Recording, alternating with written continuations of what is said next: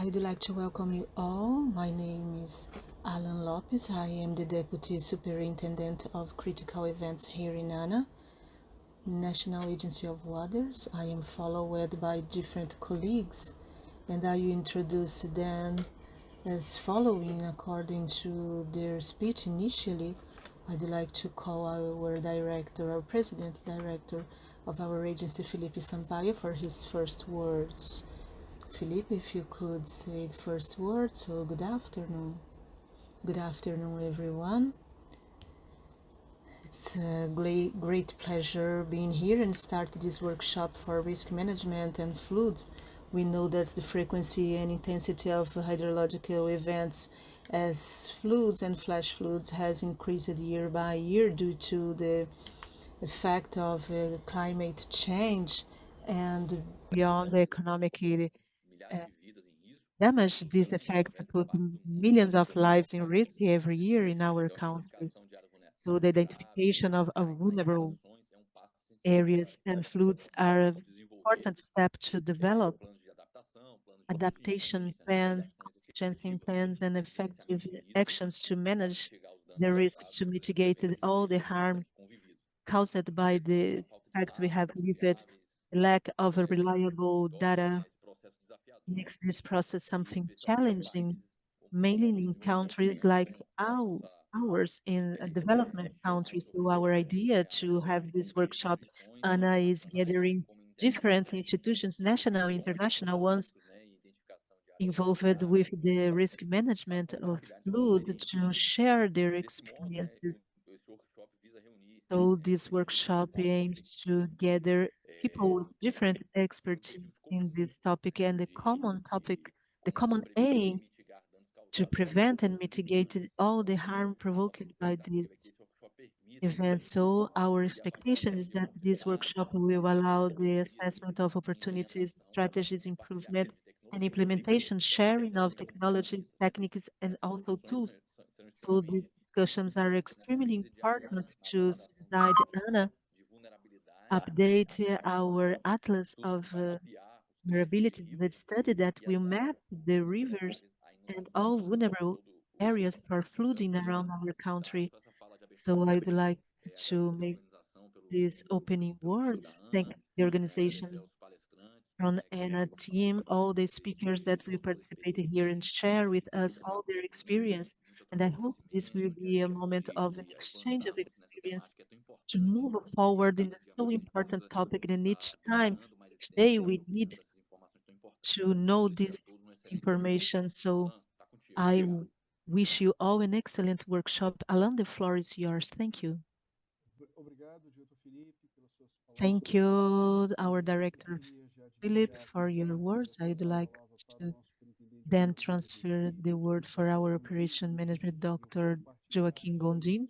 And I will share right now an introducing presentation. He will talk a little bit about the context of flooding these days in Brazil. I would love Dr. Joaquim, the floor is yours, and I will just show the slide. So thank you. My name is Joaquim Gondin. I am the supervisor of operation and critical events in ANA. And I will try to contextualize a little bit the issue of floods in Brazil. Brazil is a continental country, and as it is, we don't have the same climate, hydrologic condition other countries has, so it's very common in our territory. We face situations of a flood in one region and drought in another one. At this time, due to the El Niño, we are facing huge floods in the south of Brazil, and also the biggest drought recorded in the north of Brazil, mainly in the area of Solimões River, Madeira rivers, and Amazon River.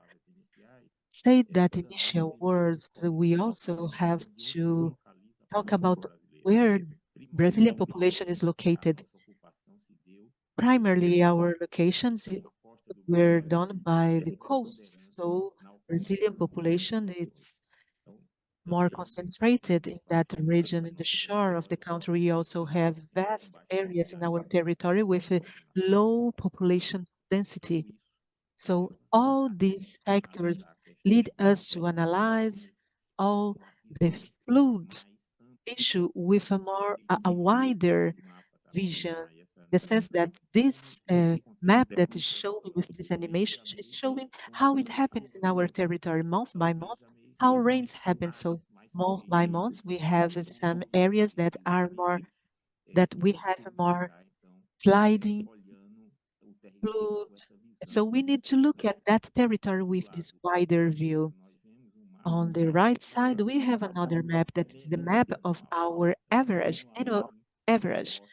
And here it shows that we have some regions that have low precipitations, but even these regions can suffer with random phenomena of floods. Next, we can talk about the seasons where we have these floods.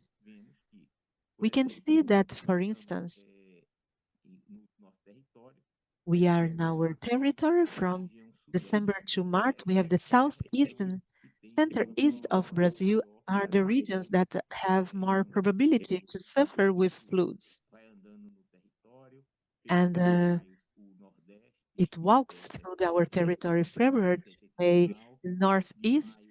It's more Septentrional. May to August, we have floods in the east side of northeast. In the south region of Brazil, it happens the whole year. So those that works with floods must pay attention in this map to always be prepared to face these times.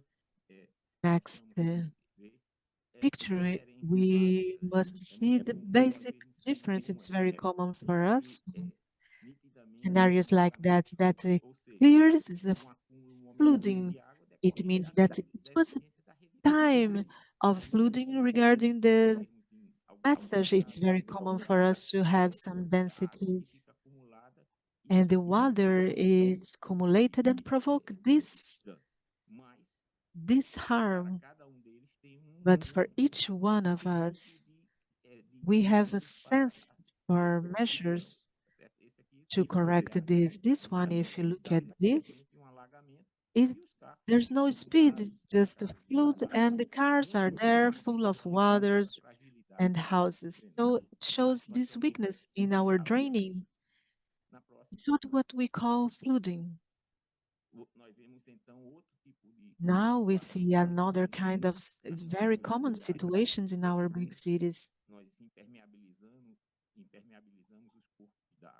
We have this water course and we work on them and then we receive the rain and then this water wants to return to the origin. These are very fast events that come from this concentrated and high energy flow. We can only detect it and warn population once the rain happens because there's no possible to make any kind of prediction.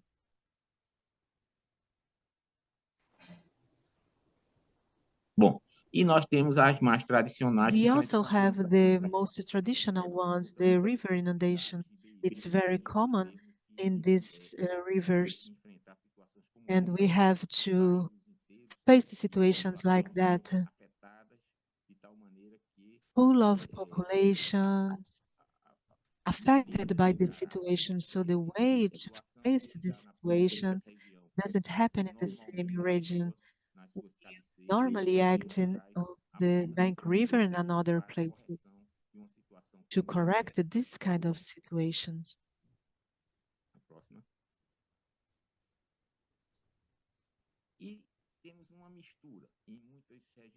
And we have a mix in many regions. We have these flash floods and inundations. It means it's a flood with lots of energy that destroy everything on its way. This is what happened in Taquari, Rio Grande do Sul. We have an event like that with a great damage of big flood and destruction of the energy. A próxima. Bom, e o que é que diz a nossa política And what em our riscos sísmicos? policies say, Porque nós temos que trabalhar we have to na work prevenção, in prevenção e defesa the contra prevention and defense eventos hidrológicos críticos de against origem natural ou these decorrentes de eventos hydrologic naturais. events, Então, critical essa é uma hydrologic das events. medidas So this is principais one of da the política main goals of our nacional de policies. recursos hídricos. A próxima.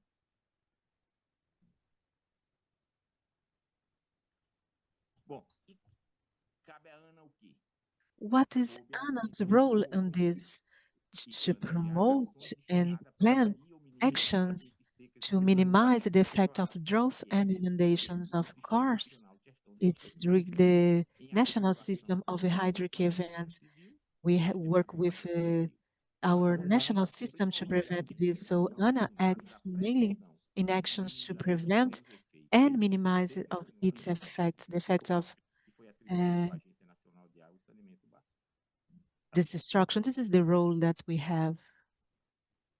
Para isso, For seguimos that, uma grande rede we have a great hidrometeorológica nacional sob a hydrometeorological coordenação da movement Agência Nacional de Água e under Saneamento Básico, our que coordination, hoje ANA's conta coordination, that atualmente com quatro today mil e oitocentas have e vinte something estações. with Mas 4,029 essas estações, stations, but these somadas, por stations exemplo, a um aided to compromisso que nós temos com o setor de understanding energia that we elétrica, have with nós our temos uma resolução energy sectors, which we conjunta have in ordinance para together, rodar as joint estações, nós ordinance that vamos allow iluminar us 2.200 to do it estações.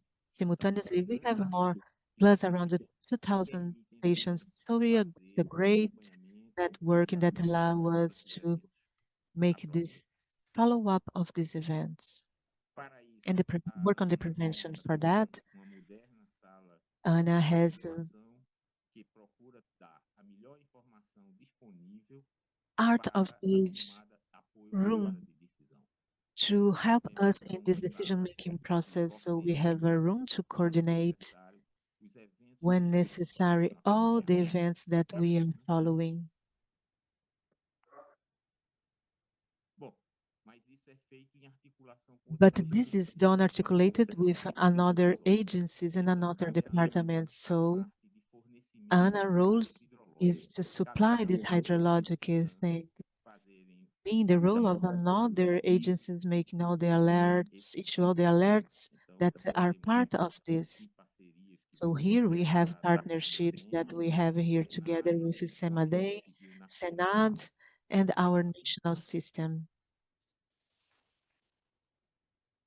Bom, e quais são os grandes desafios? And what are the O grande desafio greatest que nós temos challenges? The greatest one that we é have today diferenciar o is que to é um evento differentiate what is a critical crítico event and e what is crítico, a certo? hydric Então, eventos críticos crisis. estão So these associados normalmente a events desvios are de associated variáveis of como vazão, deviations and precipitação, variables umidade do have solo, enquanto precipitations, as crises hídricas soil estão humidity, associadas à while the inexistência crises de are associated to infraestrutura the lack of pronta infrastructure para or responder. preparation mechanisms to Então, answer and temos essa manage this. So diferenciação we have this em torno differentiation desse assunto.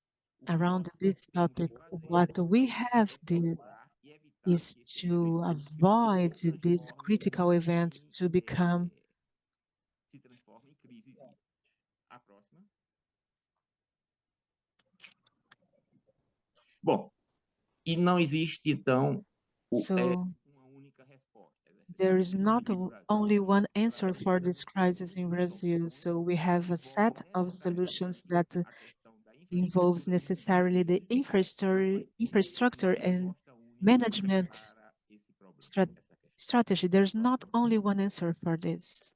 Então, essa foi uma contextualização So inicial this is the initial que eu gostaria de contextualization fazer e desejar a todos that I would like to make, and I wish all of you a novas great tecnologias seminar with new e novas technologies ações a and new serem actions implementadas. uh, Muito obrigado. could be presented here. Thank you, Joaquim. So I will transfer now the word quickly. I will transfer the word to our technician for critical events for a brief presentation about floods. I think Elias can share the presentation and then we can move forward. It's a very brief speech, and then so I make this presentation together with Alan. I don't know if you want to say something about the first slides, Alan.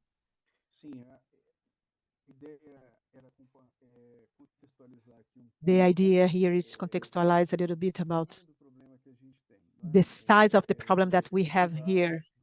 These are information from our National Center of Disaster Alert, and it puts together all the natural disaster that happens in Brazil from 1991 to 2021. So we have here another disaster that are not specifically related to this, but part of these disasters are related to floods and disasters. Embora o número de desastres seja quarto, o número de afetados que são desabrigados. We have here the number of people that are affected by these disasters and by flooding, the flash floods, 30%, basically 30% of the disaster people that we have on their numbers from last 30 years that suffered these impacts due to these flash floods, and 40% due to floods. The number of death, most of them is related to this, but also to these flash floods.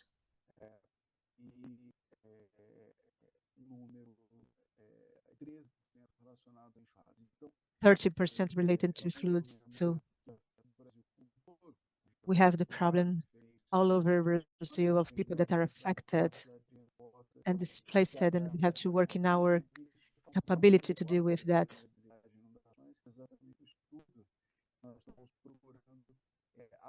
And what we are doing is try to update this.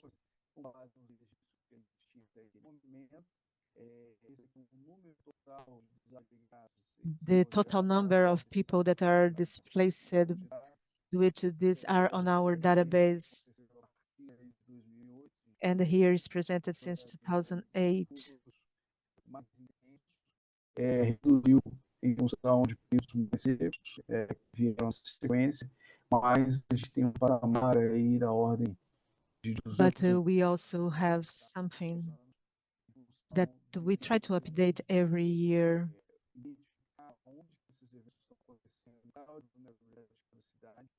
É importante exatamente o objeto do atlas de vulnerabilidade e inundação. Here we have where these events happen. So Vinicius, I don't know if you want to talk a little bit to us how things are.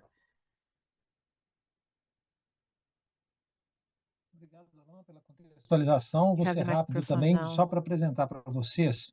Thank you, Alan, for the contextualization, just to present you por que chegamos nesse what is the work esse é o Atlas, uma visão to do and why we are here in this webinar. This is an atlas with an overview of the vulnerability of floods that Ana did from 2012 to 2014. Né, para o país, de onde seriam os lugares mais afetados por desastres. Our country, about where the disasters can happen. À época, levando em consideração and this atlas was built in that time.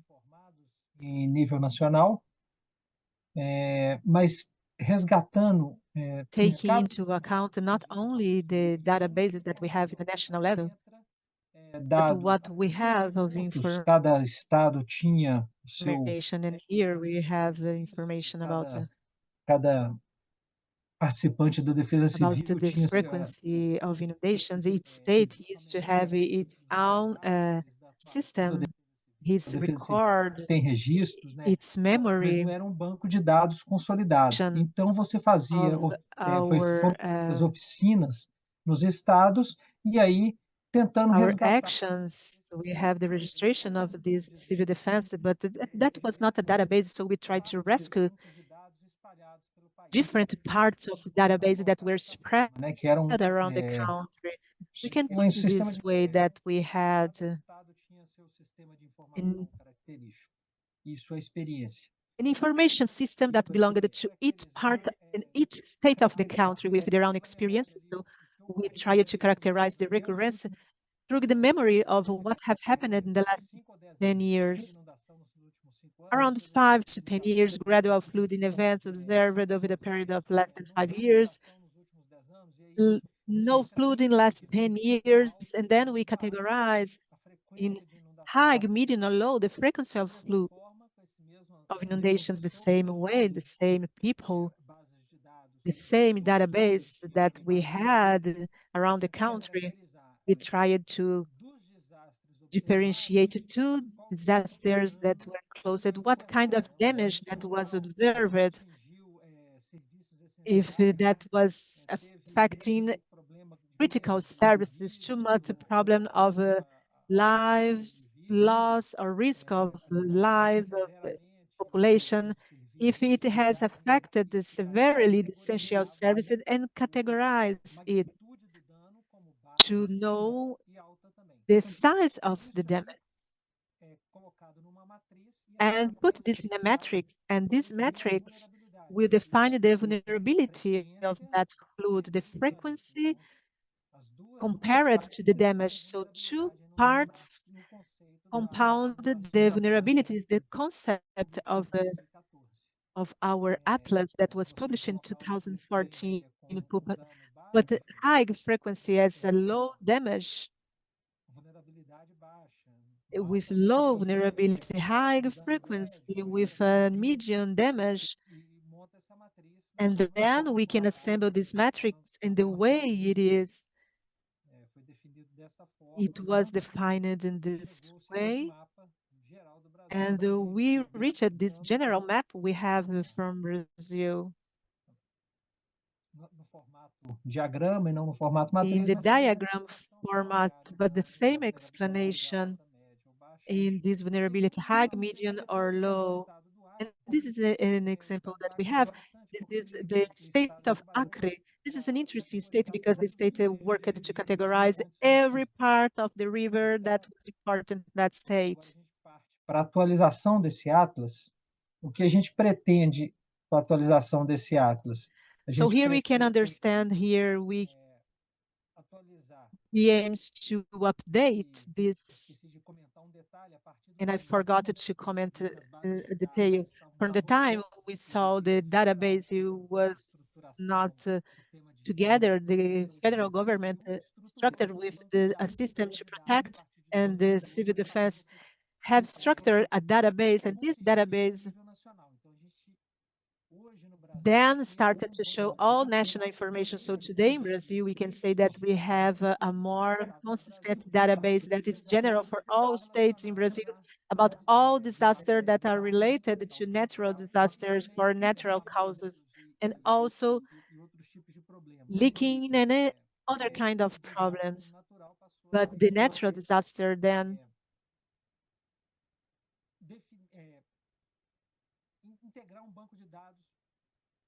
started to be part of this consolidated database, and this database will be the basis to update this atlas of ANA associated with a database, a hydrologic database that ANA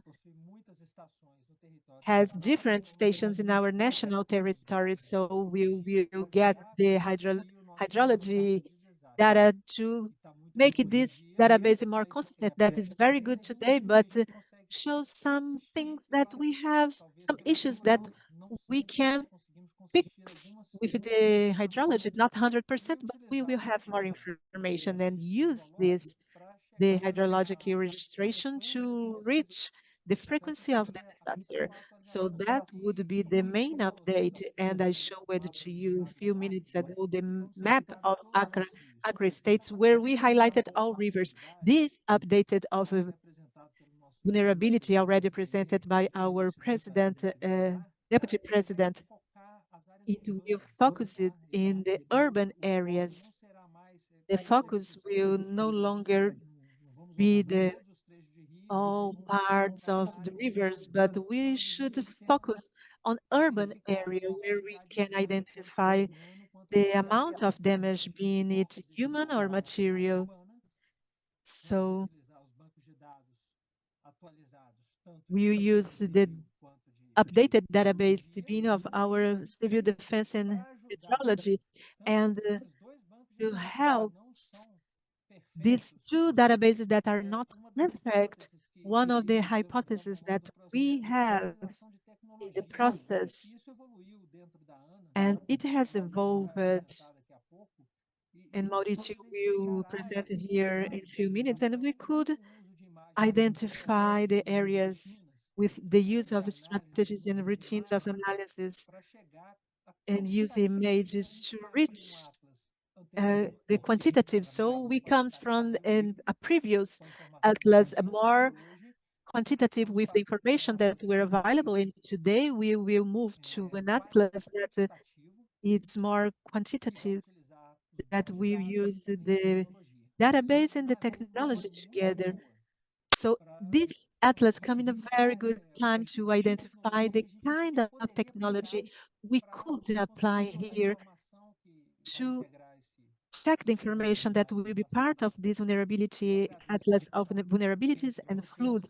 I thank you for your time, and I wish you an excellent webinar here, because the presentations are from very interesting people. Thank you very much.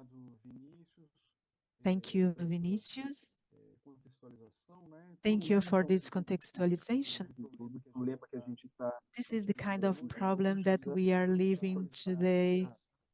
We needed to update this atlas covering all the sub-notifications, the disasters record, searching for technologies. It's important to hear all people that we talk here today. So thank you, all of you, for being here, for your time. Our apologies for the problems that we have in the beginning in our webinar, but I would like to transfer right now for Dr. Peter Salomon.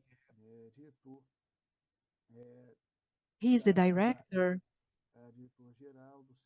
He's the general director of the research center, the Joint Research Center to Manage Disaster Risk for European Commission. So I will give the floor for him, and I'd like to ask him to make his presentation. Thank you. Thank you. Thanks very much. I hope you can hear me well. Greetings from Italy to Brazil. It's a pleasure to be here today. My name is Peter Salomon, as was already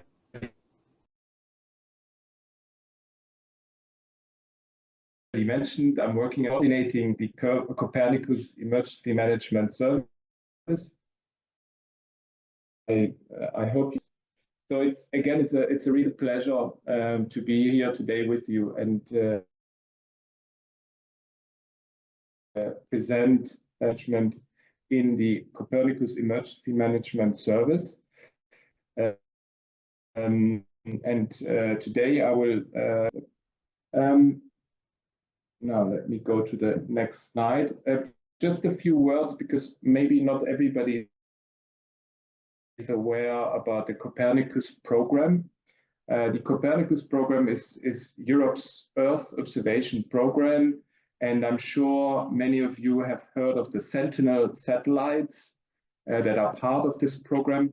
But they're not only satellites, we do also have 6 Copernicus services that you see here on the slide, that try to take the satellite data together with models, together with observations, and turn them into daily operational products. Now today, the Global Flood Awareness System is part of the Copernicus Emergency Management Service, which is managed by the Joint Research Center, where I'm working, and it's operational since 2012. And in a nutshell, what we are doing is, with this service, is we are trying to provide timely and accurate, in particular, disaster risk management. You can see below here in the slide how we build up the service. It's built around 3 blocks: on-demand mapping, so user activates for any type of disaster and gets very fast satellite-based maps of the disaster, but also can request risk assessments based on the satellite maps. The second block is the early warning and monitoring block, and this is where I'm going to talk about today. We will be looking at the floods component. So there we have systems like the European Flood Awareness System and the Global Flood Awareness System that I'm going to present to you now, which predict floods, forecast floods and their impacts, as well as we have a satellite-based fully automatic global flood monitoring, and you will hear about this in the next presentation of my colleague Wolfgang Wagner.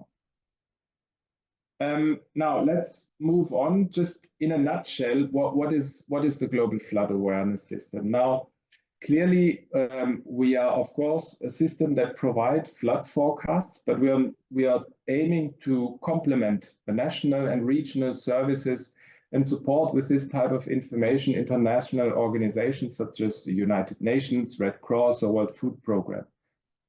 So in the case of Brazil, actually, we have a very good working and very long working CEMADEN and GLOFAS being here really in close exchange.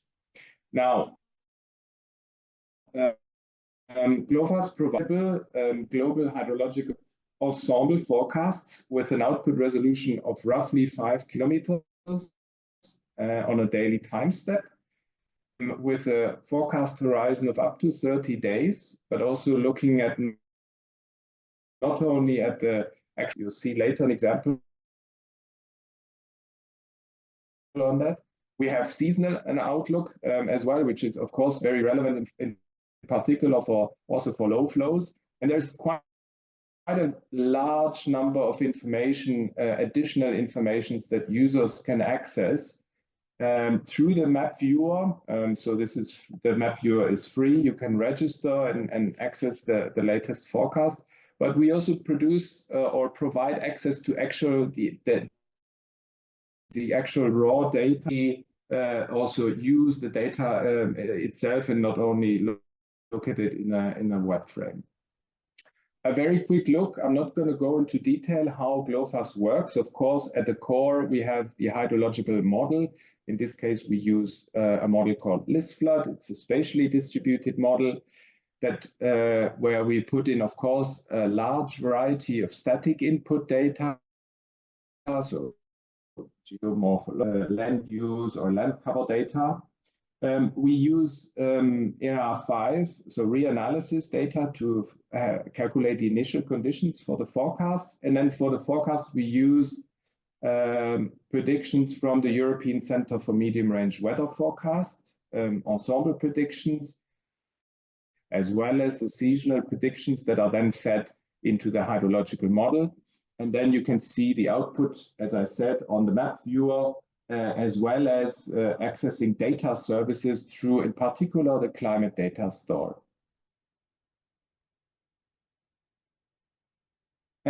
Now, we do treat GLOFAS a little bit like any weather prediction system. So we regular update the system, and the last major update was done in July this year. Where you see the key elements shown here on the slide, the key new elements. We went from we increased the spatial resolution of the model, going from roughly 10 kilometer to 5 kilometer. You can see on the right-hand side the difference that this makes in particular for the river network. We also updated all the underlying maps that I mentioned before that are necessary for a system like GLOFAS, so really describing the morphology, the land cover, or land use, or soil properties. Then, of course, we had updates also to the actual hydrological model, which is, by the way, an open source model. So anybody can go and access the model and download actually also and cut out from the GLOFAS maps the catchment for any catchment in Brazil and start running actually the model him or herself. And last but not least, of course, we also then performed a calibration of the model with all these changes, with almost 2,000 stations. And of course, here we are very grateful because, as you can see in the image on the right-hand side, we also use quite intensely station data coming from ANA. So we have a very good coverage for Brazil in particular. We also use regionalized parameters where we do not have information about a gauging station. Now, in addition to the actual hydrological forecasts, GLOFASS also produces impact forecasts. So, you know, we have heard before, we have to not only look at river flows, but really also the impacts.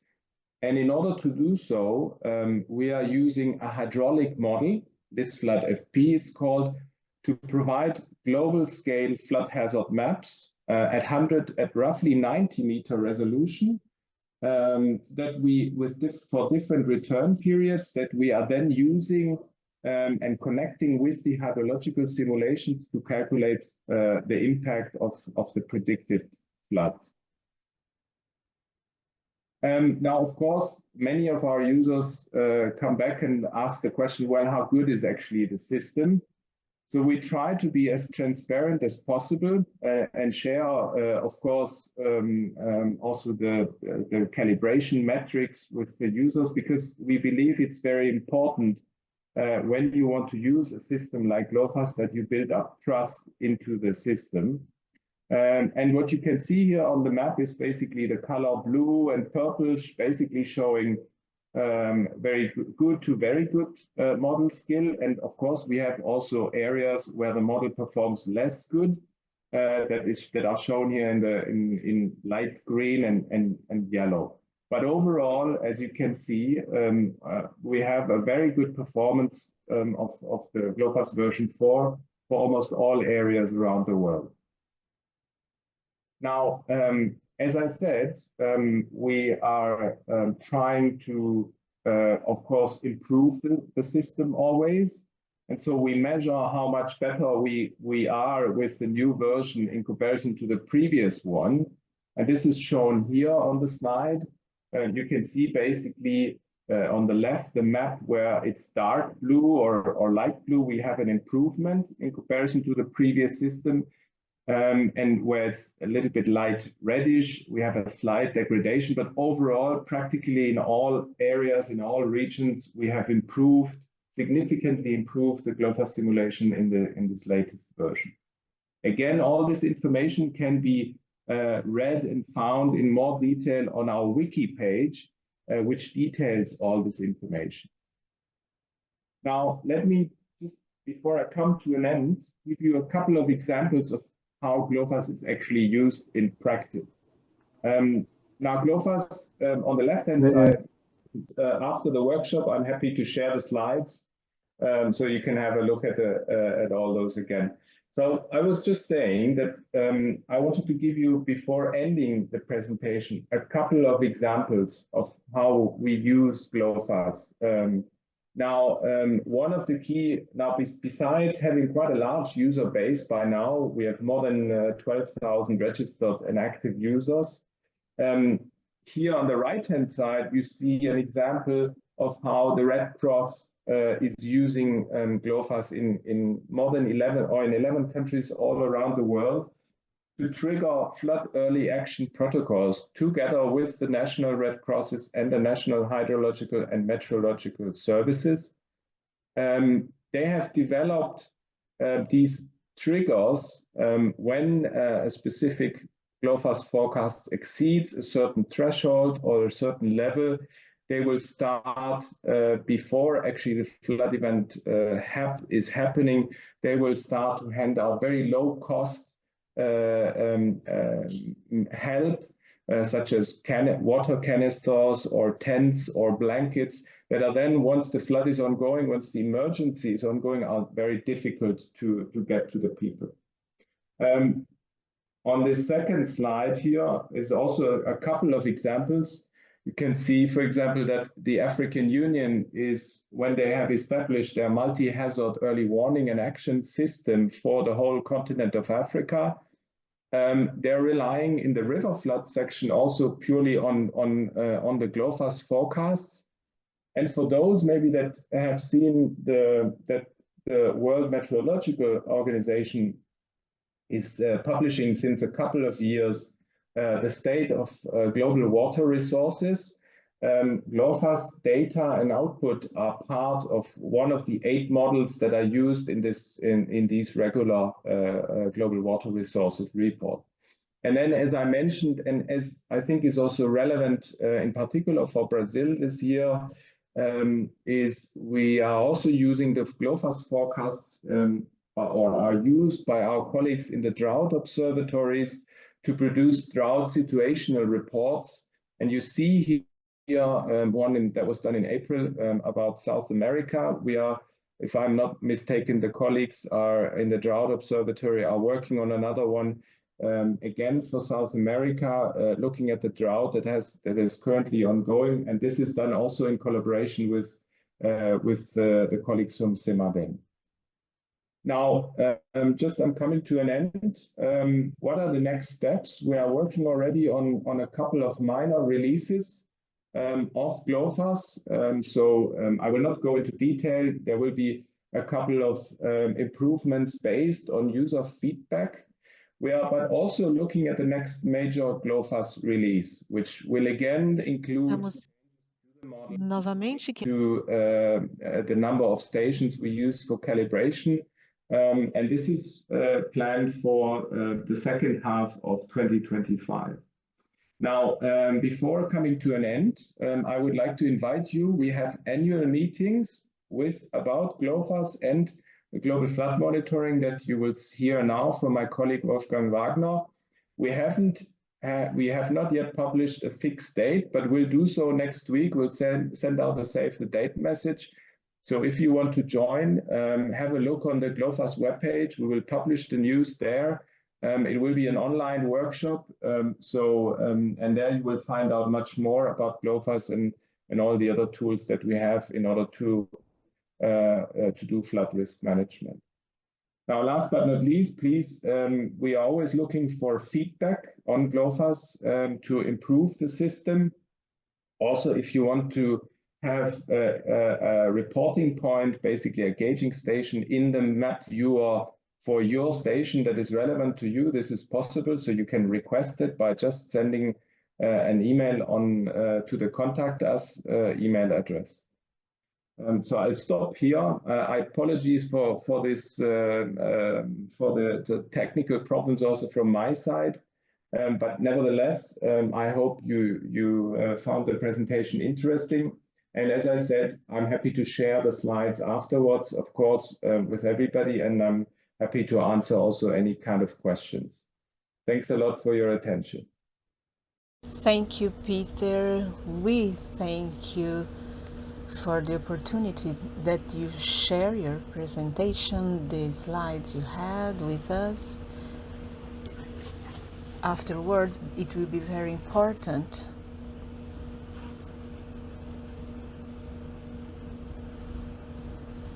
that is used here in Brazil for different institutions to predict floods in rivers. It's a system that has a global scale, but it has this usage here in Brazil.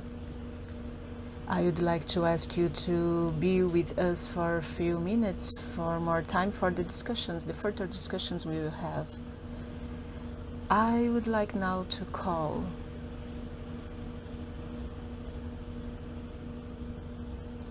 our next speaker. That is Wolfgang Wagner from Technical University of Vienna, and he will talk to us a little bit about the products, the Sentinel products they have for these issues of the identification of areas that are impacted with floods. So thank you very much for the invitation. It's my very big pleasure to introduce to you the global flood monitoring component.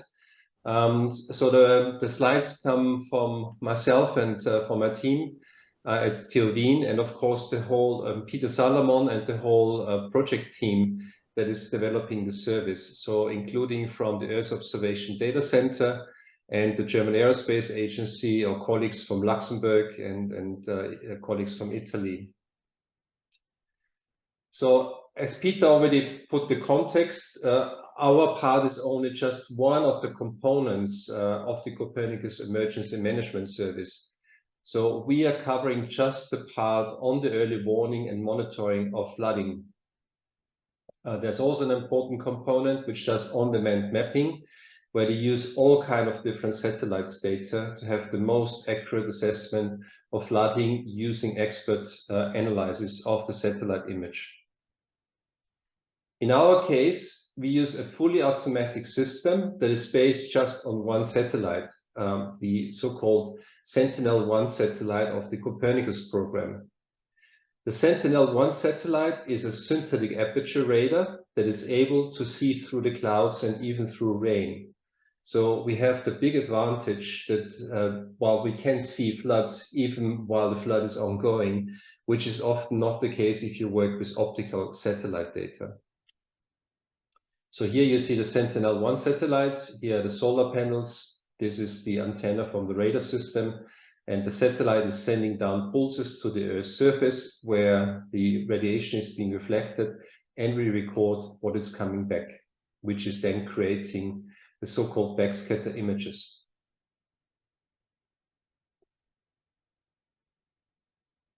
So that's an animation here. It might be fast. You may not probably see it, but it illustrates how we have in regular scenarios 2 satellites from Sentinel-1 that cover the whole Earth's surface.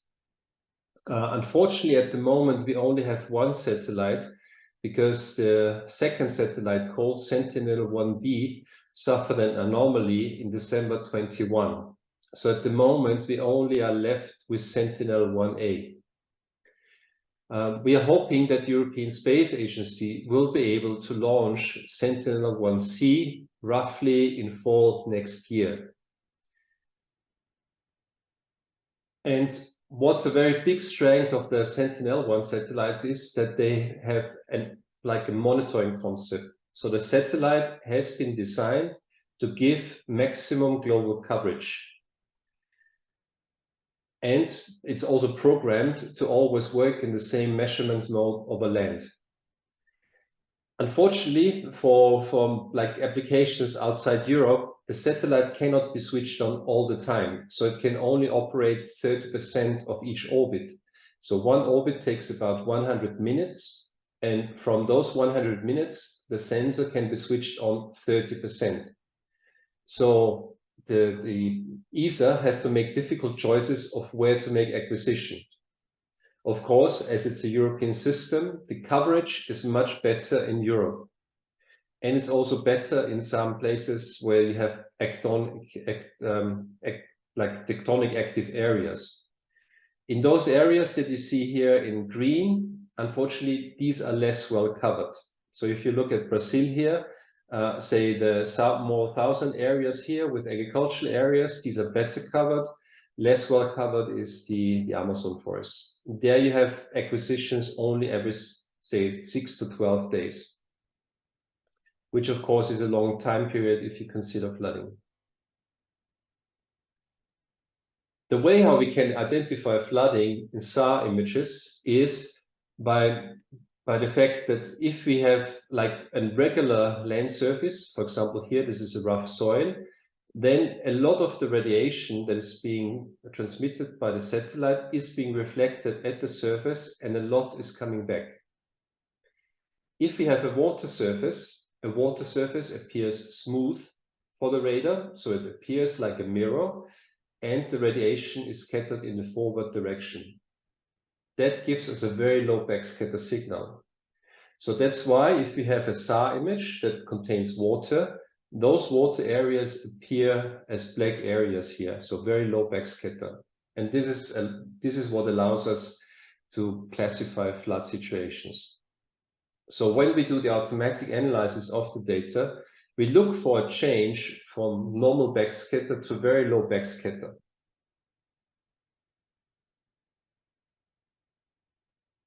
So the global flood monitoring service is designed such that it allows global and systematic monitoring.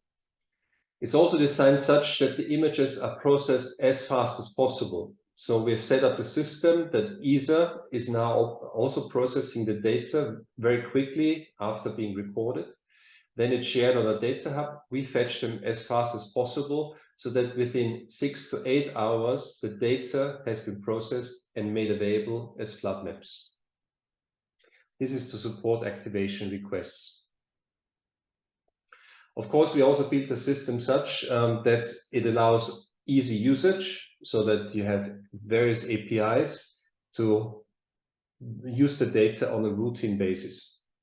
In terms of the spatial resolution, we went for a 20-meter pixel sampling. The extent is global. We have also now an activity to process the complete satellite archive. So that means we do an analysis of all SAR images acquired since 2015, which is possible thanks to the fully automatic algorithms. So what is the advantage of this kind of approach compared to a manual interpretation of SAR images? Well, a big advantage is that you don't lose any time due to human intervention. So no human needs to say, well, please acquire an image. No human needs to take the image and interpret it. So you're very quick in delivering the results. And what we also discovered is obviously many flood events are missed.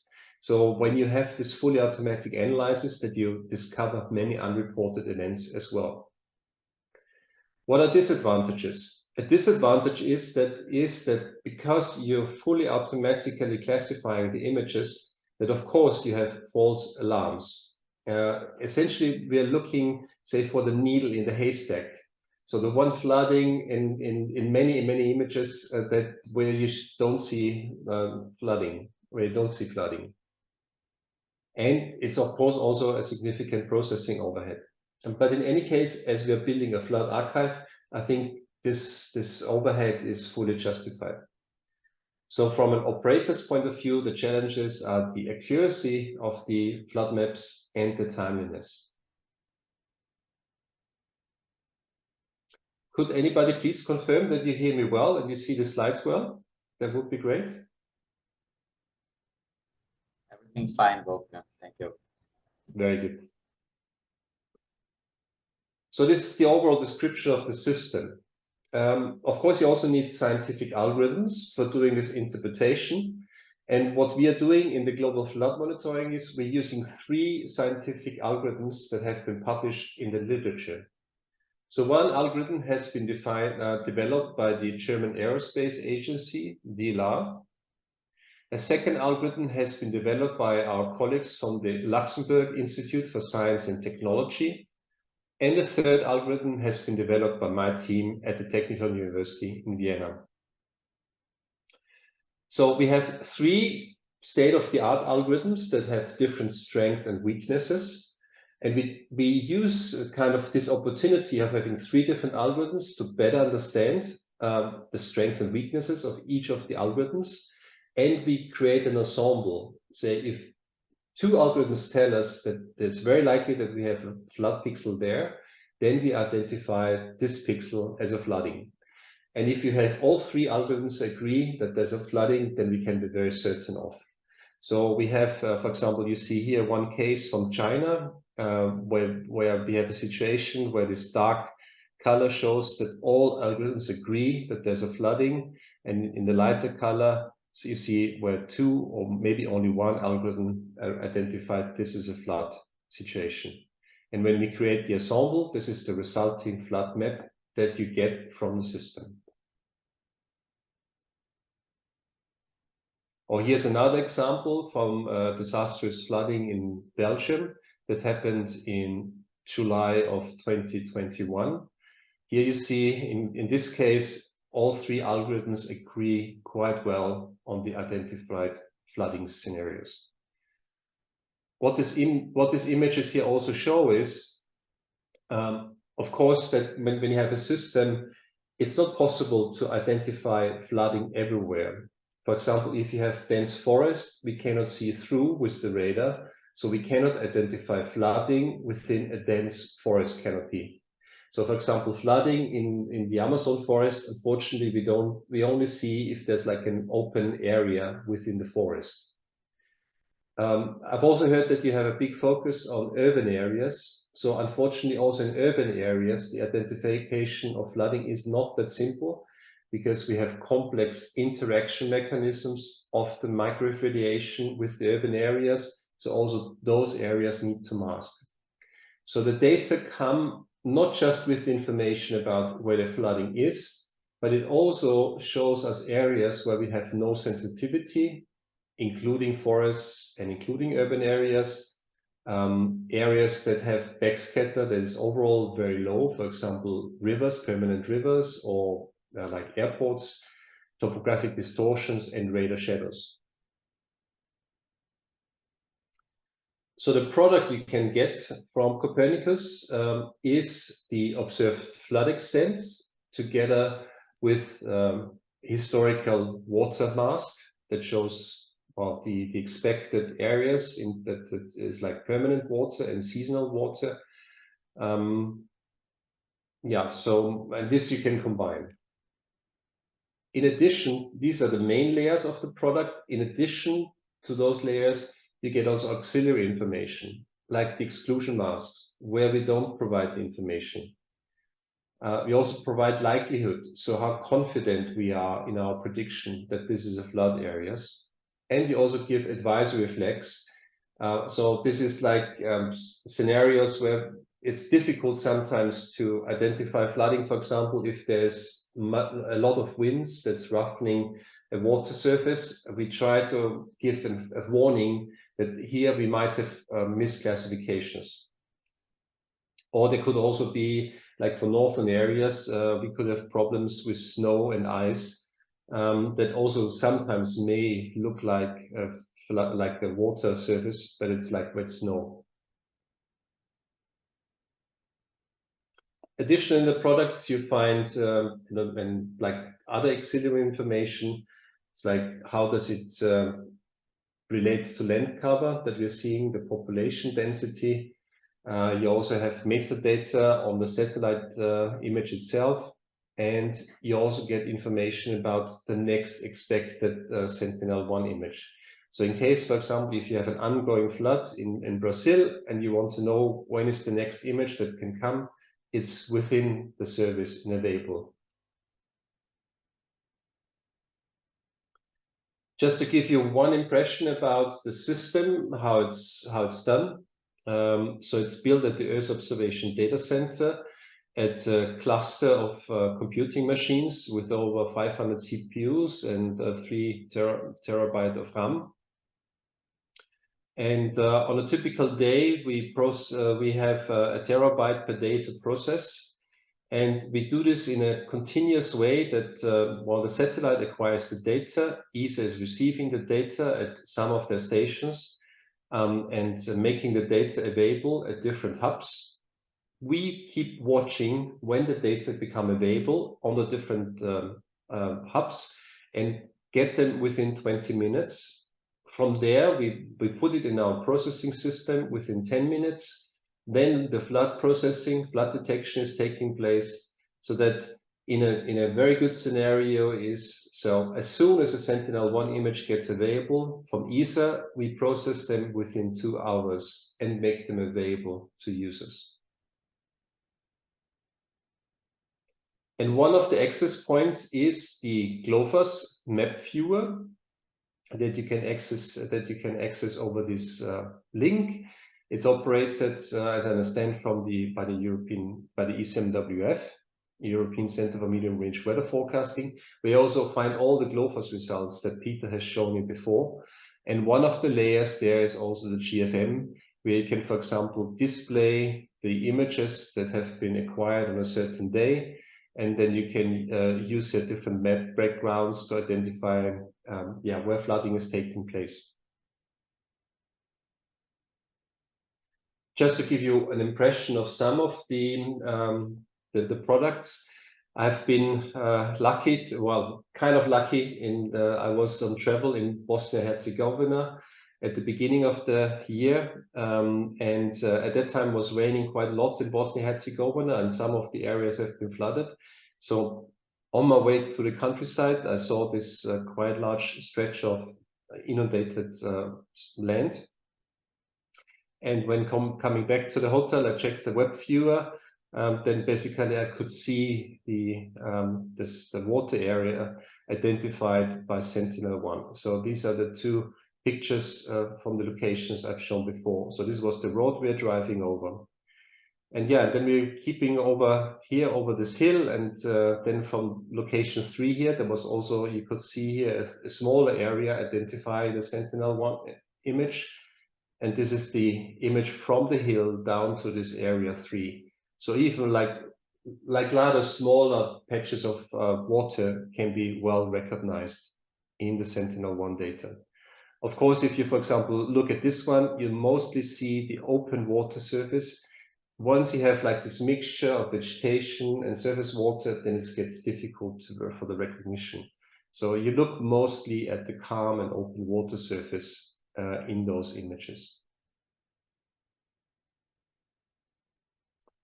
I think our biggest floods that we have observed so far, and the first one where the system really showed its value, was the Pakistan floods that happened from middle of August last year until the end of September. Pakistan is also not that well covered by Sentinel-1, but you see here a typical sequence of images, for example, on the 18th of August, 22th of August, 27th of August, 30th of August.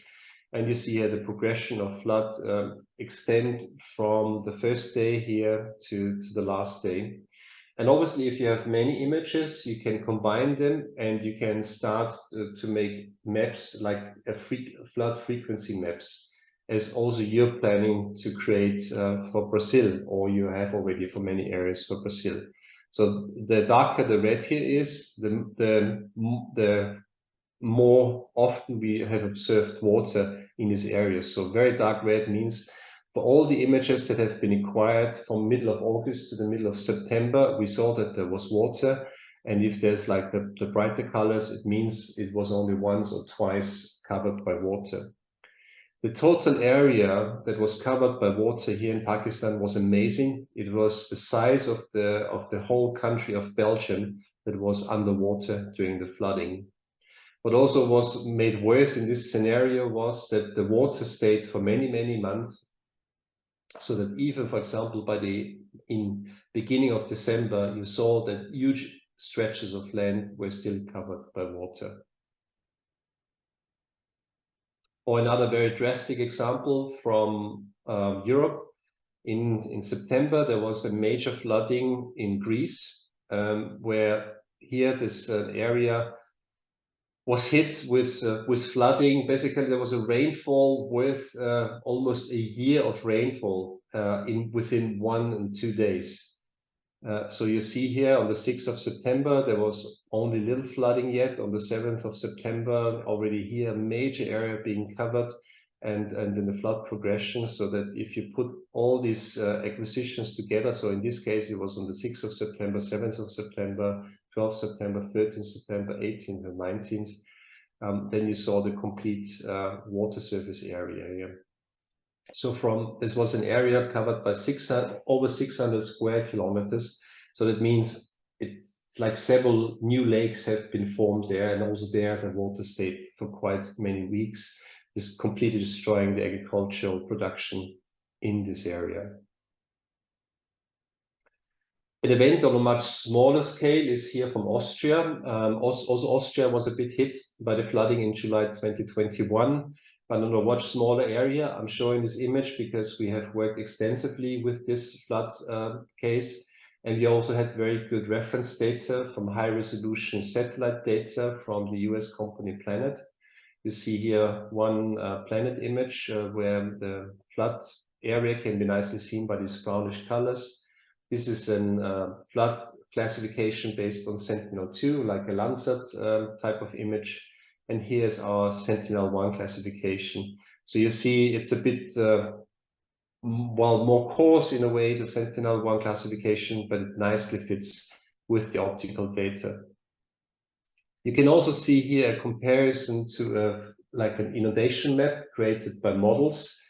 So with a return frequency of 30 years, 100 years, 300 years. So overall, there's also a good match of those areas that have been affected. But of course, you also see differences between the projected flood scenario to the real flood scenario. Like when they created this flood scenario, they assumed that the rain would take place over larger areas, so wood coming down from the mountains in the north and mountains from the south. In reality, we only had the water coming down along the river and not to all sides. So that shows the importance that it's important to have model scenarios, but it's also then important to have the real data to check what the affected areas have been. So the global flood monitoring service that we have implemented within the Copernicus emergency management service, and thanks to Peter, it's a first of its kind service on the global scale. And it rests on the success of the way how Sentinel-1 has been designed and it's how it's being operated.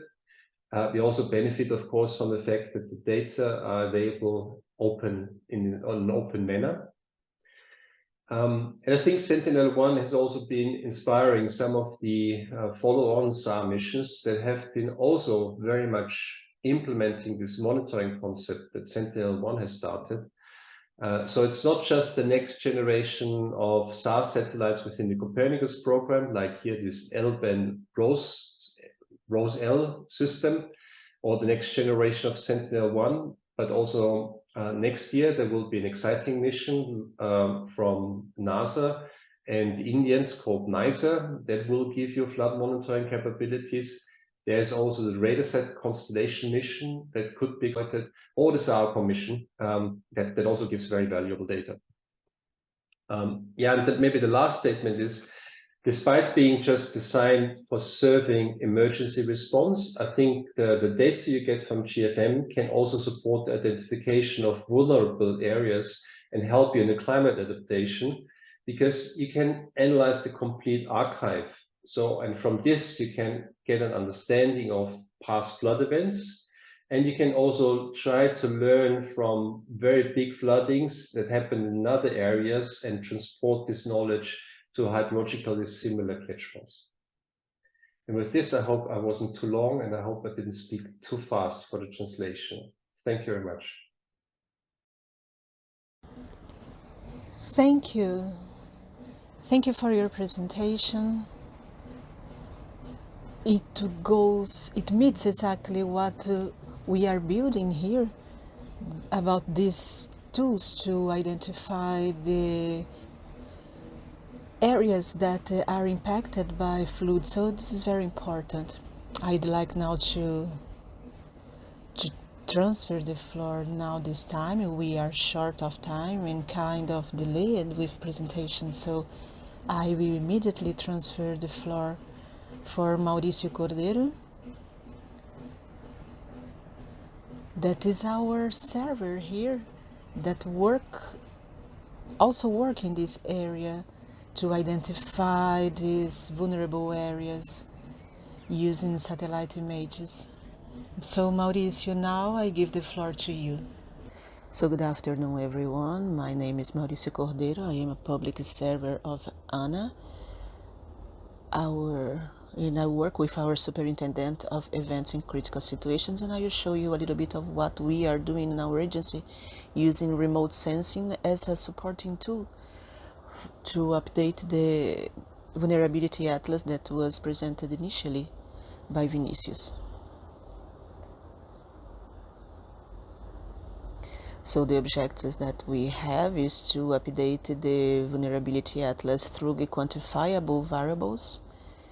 As Vinicius has mentioned, we started this in 2014 in a qualitative. Now the idea is to change and start to use the quantitative variables now, confirm disaster and events registered by authorities it was also mentioned by Vinicius, we already have a good database today of disasters that can maybe need small adjusts, some things that we know that it is not correct. So looking for disasters that are not registered. And another idea would be estimate the flood-prone urban areas in all municipalities. In this case, it's a very extensive work because we have more than 5,000 municipalities. The initial idea of this work was to use optical images. So here we have a case that happened this year in the city of Montenegro, Rio Grande do Sul. In the south of Brazil, this region was heavily impacted by different events of flood. An initial idea was to use these new images in a technological pack that was developed by me in my doctorship in Toulouse together with my colleagues, Michel and Santiago. But the problem here with these images, I will show you next slide, is that even if you can identify a good covering without clouds in some parts, when we need, for instance, an automized work that cover all the cities and could really quantify it, we can see that the clouds and shadow of clouds will harm this identification work to identify these areas, mainly if we identify that we would use automatized algorithms here. Montenegro, in this case, we mark all the flooding areas, but we did it manually by people from the university in Rio Grande do Sul. But for those that work with this algorithm, know that this presence of clouds and tissues and shadows of clouds would harm the identification of these urban areas. And if we move to another region for the country, for instance, we have another important flood this year in Rio Branco, Acre, close to Amazon River. The flood happened here in April 1st. That was the peak of this flood. If we look to the optical images, of course, we do not get any image to try to mark this, to identify this. So one of the options, very interesting, that this presentation comes after Wolfgang's presentation, is that we tried to find the radar images from Sentinel-1 to make this identification. Here is just a visual inspection of this flood of the Rio Branco River that happened in April 1st, 2023. Here the optical image from Google. Here the image before the flood, and this is a SAR image. These images are fixed radiometrically according to the elevation, so it's a higher level to be fixed that these images have. But we can see visually here the possibility to identify some zones of flood. So one of the characteristics of this work differently than what was presented by Peter and Wolfgang, maybe this is the scale thing. Here we will try to focus in urban areas in a very reduced scale. The idea to change to Sentinel-1 is also questioned by some scientific papers. This one is from 2022. It was done in Italy and have assessed the effectiveness of Sentinel-1, that's the radio, and Sentinel-2, that is optical for flood detection, in this case in Europe, and they concluded that on average the 58% of flood events are potentially observed by Sentinel-1 and only 20% by Sentinel-2 due to the cloud coverage.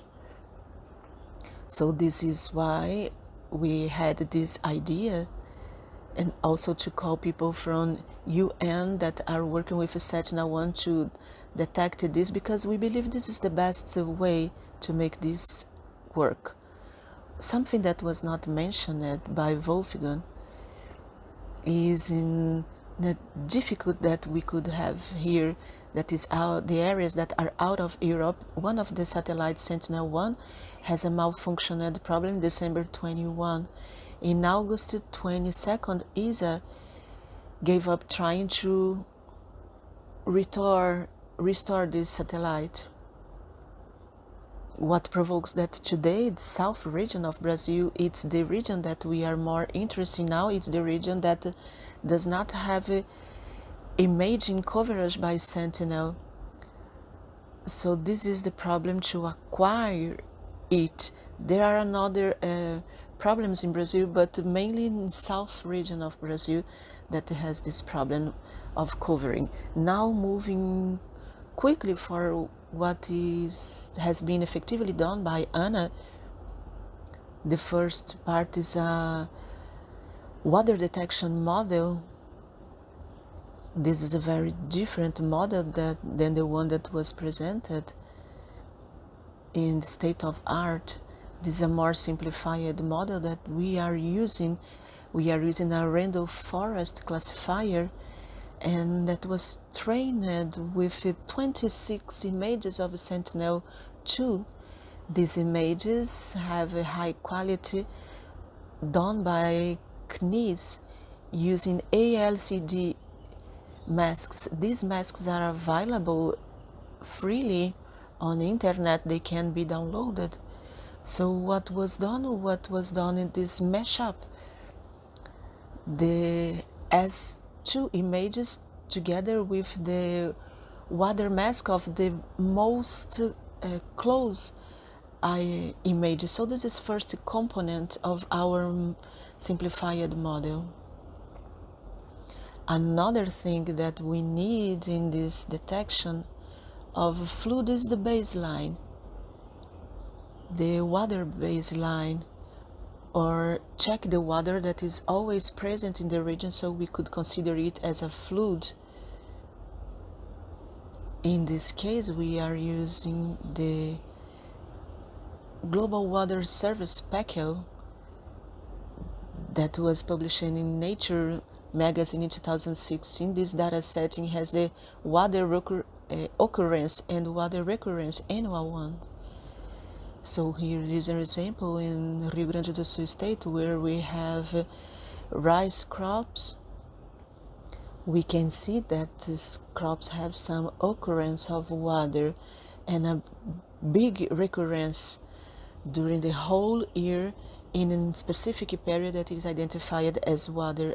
So what we are seeing is using this recurrence map as our water baseline, so we can from that time check the water that is not on the baseline be considered as a flood. With that, the first processing that was done, we mapped all disasters that are recorded in this national database, all the disasters that occurred between 2016 and 2020 in the south region of Brazil. From those, we have 700 disasters that are registered as flood or flash floods or inundations. In this case, flash floods. It covers around 430 distinct municipalities that are represented here in this map. But a characteristic, as I have mentioned before, is we work to focus on urban areas. So there is an algorithm that was developed, it was implemented using planetary computer, Microsoft Hub, using all the data catalog in this planetary computer, where automatically we focus on the main urban area of that municipality, and from then we keep track from the flood close to the data that was informed, the date that was informed before. This is an example for Rio Grande do Sul state and also Santa Catarina. It was done systematically for 700 disasters registered in South region that we had in this database. So here we already have a result of these disasters. In total, 697 disasters, so we have 697 files in PDF, considering that was detected at least 10 hectares of flooding area. So we consider that they were detected. We could also an average tax of 52% of detection in floods and only 15% of detection in flash floods. This number of 52% matches closely to the paper that I have commented that was published by our colleagues in Italy, that approximately 58% of flood events would be detected by Sentinel-1. So it pleased us with this first version because it shows that we have achieved what was in the research. Here is another example of Uruguaiana. It's another city in Rio Grande do Sul state. What we can see here, we can see all the flood and inundation crossing the river. The problem that we have here is that together with this image that was quickly said by Wolfgang, is that the radar does not penetrate in urban areas. There's an effect where this refraction, where the radar signal reach the water and then reflect back and then receive that reception of the signal in a liquid surface doesn't happen. So to estimate how much of urban area was achieved by this inundation, the analysis is harmed by this radar image. For that, today we are looking for alternatives. This is a matter of research. We are working on it. An initial idea is to use ANADEM. ANADEM is a digital model for all South America that corrected the high for forest. These ANADEMs have been also been used in urban areas, what will happen us a lot. So one issue that we put is that wouldn't be possible to use this DTM to detect the flood-prone area without a hydrodynamic modeling. And why that? Because we need to reproduce this in approximately 5,500 municipalities. So these are some results, and there are some papers that were published. It was published by DLR from Germany, the Aerospatial Center in Germany, where they use another index, geographic index, to help to improve this water mask that was initially identified. Based on this study, what we are doing now is to try to use a hand model, height above nearest drainage, together with the water mask that was obtained by Sentinel-1. This is another example in Alegrete, another city in Rio Grande do Sul state. Here we can clearly see the region that was impacted with the flood. Here we have a global hand, and here we have the identified feeding that we had, and here the extrapolated flood in yellow, and in red the extrapolated flood invading the urban area. So these are still in a research format, looking for some alternative that we could improve this identification of these urban areas that are vulnerable to floods. So there are already some studies using only hand, and we want to present the hand together with the water mask originally comes from Sentinel-1 and now coming to the end, our next steps. One of them is automate the detection workflow for every municipality and the entire time frame of Sentinel-1. It means not only look at that 700 events in that date, but the idea now is to automate it to all municipalities and all the period observed by Sentinel-1. First trial we did, we could see that the identification of some undocumented events seems to be promising. Here is an example of the city Alegrete.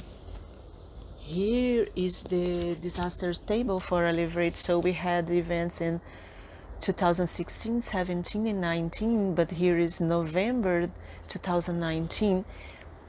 And this big part here that we search for news, we see that this biggest flood was not registered or is registered in another date or registered in another municipality, but it's not registered in the correct municipality. So we check that this possibility to use this model that was developed to detect undocumented floods can be something feasible. Still in our next step, something that we think doing here is to improve the model of detection instead of using random forest that is pixel based, eventually use a model of deep learning, the CNNs. We theoretically would improve this resolution even while these images have some noises and CNNs are good for the noise inputs. So this is a proposal of a model that I did. Some of the ideas to be implemented in this model, and you still have to improve some operational issues. The correction of this radiometrically that was fixed, it has problems since 2018, and it needs further investigation and detection together to Microsoft that is responsible for this data set to check what we can do. So in this data set, we can see that this kind of error that we have in the image provoke that we identify more water than from 2018 from now. And in this line, we can clearly see the period of Sentinel-1 that was out of operation in south region of Brazil, as we can see in this graph. Now, as conclusions, what we can see that remote sense can be used to identify this flooding area, since we understand its limitations concerning to urban areas, mailing, spatial resolution, errors of that was very well commented by Professor Wolfgang. An advantage of what have been doing is that today we have a data set absolutely free images corrected remotely. All these RTC, GSF, and Anaden are free. This solution is lightweight, can be run locally in a computer in the cloud. Today it runs in MS Planetary Computer or Google Colab as an instance, and we still need improvements, mainly in the water detection algorithm. We need to talk closely to our colleagues from European Union that use GLOFAS, and also the things how we can extrapolate the water masks that are identified using a land digital model to obtain the percentage of urban area that are really vulnerable. So that's all. Thank you very much. And I thank you all for your attention. Thank you, Mauricio, for your presentation. It shows our efforts to use the satellite images to identify. This time now, I would like to call Dr. Julio Soli from MAP Biomas to make his presentation. thanks him for his presentation. This is a Brazilian institution that is very involved in mapping and the characteristics, the study of characteristics of Brazilian biomes, and have papers on this area that will be very interesting to hear them. Thank you, Alain. I'm just waiting for the sharing command as long as it is available for me. Meanwhile, I thank you, Anna, for this invite on behalf of MAP biomes that already have a cooperation with a National Agency of Water. Thank you once again for Anna for this invite. I suppose that everybody is seeing my screen. I will talk a little bit on behalf of MAP biomes for the urbanized areas in Brazil, because inside in MAP biomes is an initiative that I am one of the coordinators. This is a research net, and we'll talk about this ground occupations is compounded by different institutions. So we are a collaborative net that is looking its aims to the applied science to mitigate climate change. So this is the main goal of MAP biomes as a net. We work with different institutions, teaching institutions as universities, federal or state ones, institutions not linked to universities as ONG, and startups and technology companies linked to the algorithms and mapping. We also have different partnerships, institutional partners and technical partners. We also have the funders to be with us during this work that have been done since 2015 in Brazil. MAP biomes is organized in this way. We are split in biomes, and each one of these biomes are compounded by teams that knows this, so they know exactly the topic. So we have in Amazon, Caatinga, another team in Cerrado, Atlantic Forest for rainforest, Pampa, the Brazilian biomes, and we also has the cross-sectional, the events that happen in all biomes of Brazil, as maneuvering, agriculture, mining, and urban areas that we have. These are what we map in MAP biomes. So our purpose, the main purpose of MAP biomes, is to review the transformation of Brazilian territory through science with precision, agility, and quality, and make knowledge about land cover and land use accessible to seek to the conservation and sustainable management of natural resources as means of combating climate change. So we have different technical cooperations. Here we have different governmental departments from every state, banks, some other technical highlight, but we also have other technical cooperation as ANA. This is one of the agencies that we have a wide cooperation. The main characteristics of MAP biomes,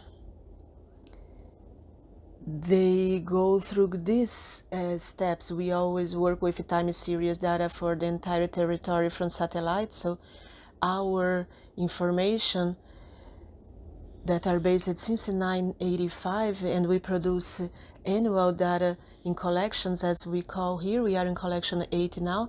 These are data from 1985 until 2022, where we process it annually. We work in this processing pixel to pixel. Every pixel that compounds the Brazilian territory land set, that it's around 9.7 billion pixels in Brazil. So we tell this story of this pixel about what have happened when we talk about land cover and use. To do that, we use the algorithms that we have, the classical algorithm in most of case, those that are necessary To do that in a way that we do with too much people, so many people working with us, we work in a decentralized way, using the platform Google Work and our algorithm to use the most of information that we have here. For Beyond to Brazil, Map Biomas is already in 14 countries. All South America, you can see that we already have at least a collection of soil cover. Indonesia is the third collection of land cover, but we also have plans to make this mapping in other areas in a global level. It works as following. In Brazil, we use this map. We have a team with a local knowledge that receive a training, and they start to make this mapping, and then we transfer this knowledge for other countries that make their own maps individually. As I said, Anna already is a very important technical partner, has a relation of data entering, where we can provide additional information on our platform, information that are important to collect the information in our biomas. And we make this together for fire forecast. We map areas that intend to have these fires. So we map all the water surfaces in Brazil monthly and annually since 1985. So from this example, one of the data that we can extract from this mapping of water surface in Brazil is this trend that we can observe here. It's the reduction along these 38 years of observed. So if we can make the numbers of this, around 70% of Brazilian territory have lost some water surface. Some waters, we can see the area was very big. This you can see in the red color on the map. But moving forward on this, as a coordinator of urban mapping, we are expanding and extrapolating this relation about the hydric correlation using the data that we produce in map biomas. I will give you some examples how we have advanced in this last collection between 1985 and 2022. So to give you an idea about what it means, quickly about the methodology. The methodology, it's kind of standardized. Each biome has its own algorithms that work in specific ways, but when we talk about urban areas, this is how we create the annual mosaics.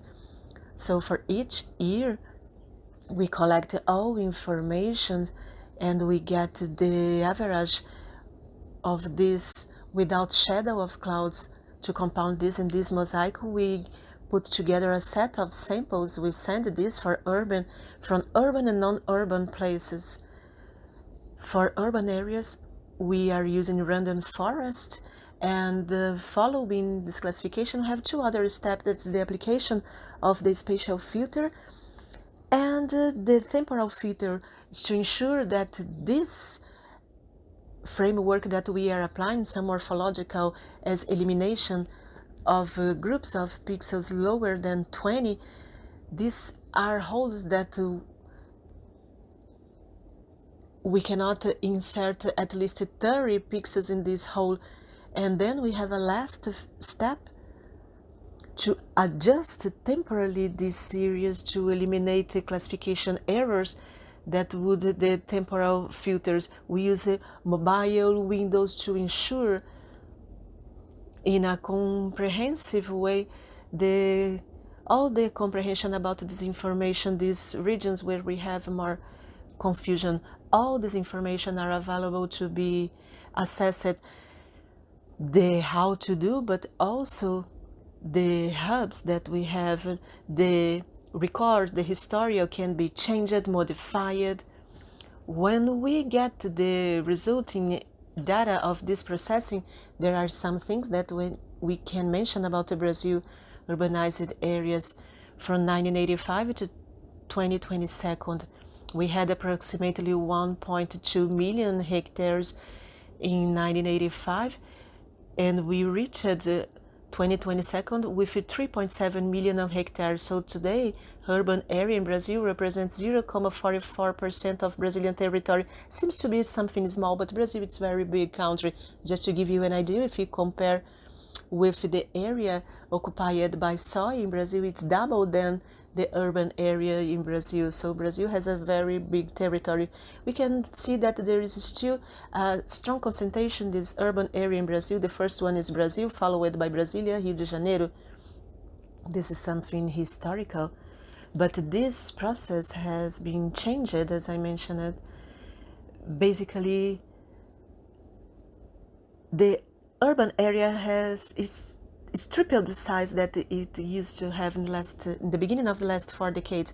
We can observe something that in 1985 there were only 27 urban concentrations that were bigger than 5,000 hectares.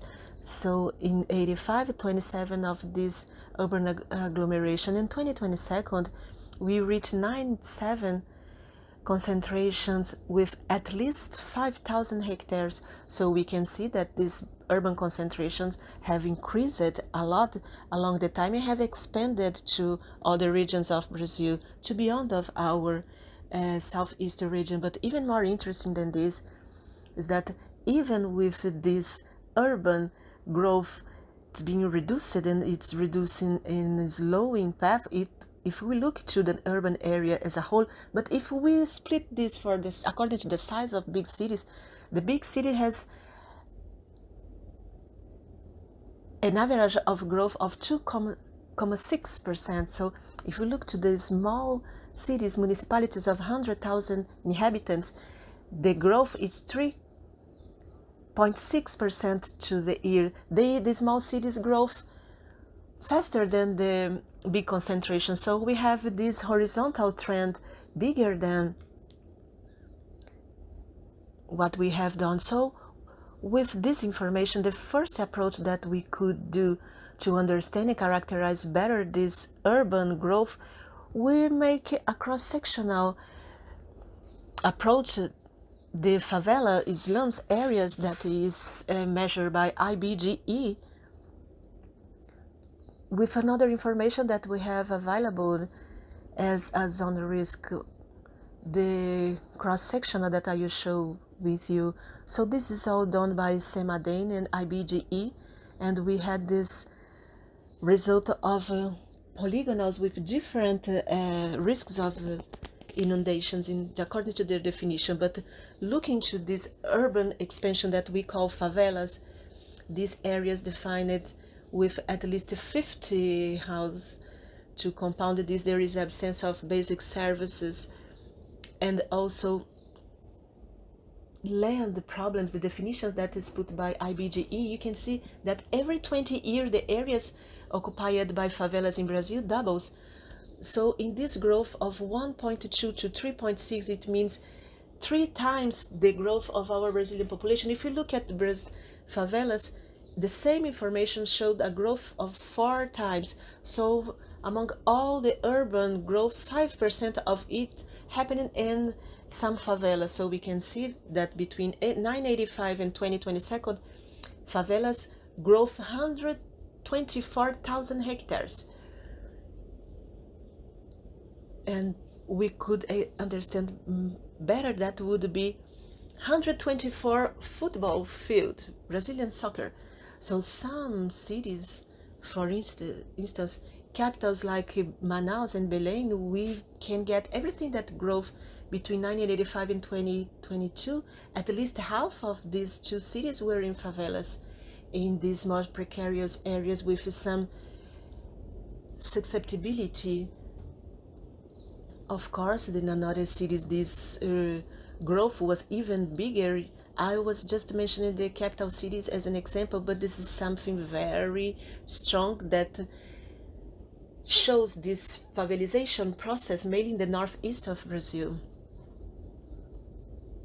Beyond this, we can observe here that when we compare this growth of urban areas to the polygonal and risky areas generated by CEMADEN, every 100 hectares of urbanized areas that grow in favelas in Brazil, 16.5% of these hectares were in one of the zones mapped.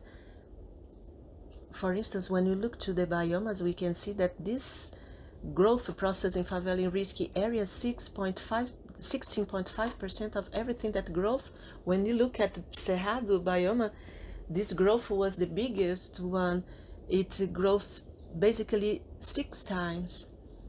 So today, urban area in Brazil as a whole, considering this cross-sectional process, we have around 123,000 hectares in areas of risk. And when we look at just the year of 2022, the last of the series, 3% of urbanized area in Brazil are in risk areas. But when we look only to favelas, 18% of all favela area is in a risk area. These images are can give you a very good example of what had happened in Brazil. In the beginning of this year, January and February, an extreme rain event in São Paulo, especially here where you can see in the planet image the scars of these slidings happened, where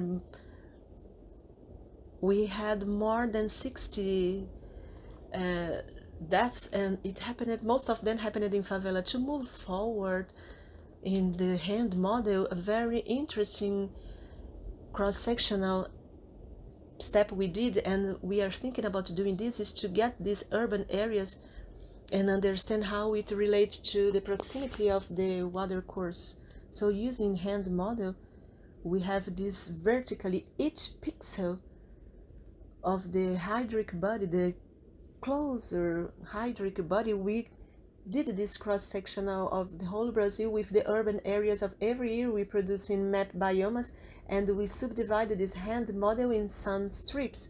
So we have separated this model until a closer relation 6 to 6, 12 to 30, and more than 30 meters, to understand how was the dynamic of this urban strips of occupation. So we could see not only these 3 first meters of proximity, 68% of this occupation occurred in the last 38 years. So this is a relatively new movement for last 4 decades. And if we look only to the year of 2022, we have in this situation the urban area with 3 square meters of here. We have 425,000 hectares of the urbanized area up to 3 meters. So to give you a more understandable number, every 100 hectares we have in Brazil last 4 decades, 11.5% were in some susceptible area of inundation. And with that, I'm saying the first 3 meters. I'm not defining the susceptibility of this. But when we look at favelas, while in urbanized area 11 of hectares every 100, in favelas 17 every of 100 where areas are susceptible to floods. So we have that according to the close they are to the river, more susceptible they are here. We can see the models of the Taquari River in the south region of Brazil, great tragedy we had with these models that were mapped by Federal University of Rio Grande do Sul, and I put in this over the hand model to have something more accurate. Basically 80% of all models that were mapped by them are exactly in these 3 first meters of this cross-sectional model of map biomas, this hand model. Of course, we also look at another possible problems that has as a trigger the hydric issue, the slidings, for instance, with strong flows, with frequency intensity will make these problems even bigger. So look at how long they have growth in urban area in Brazil. When I talk about the declination, it's what's defined in the law from 1979.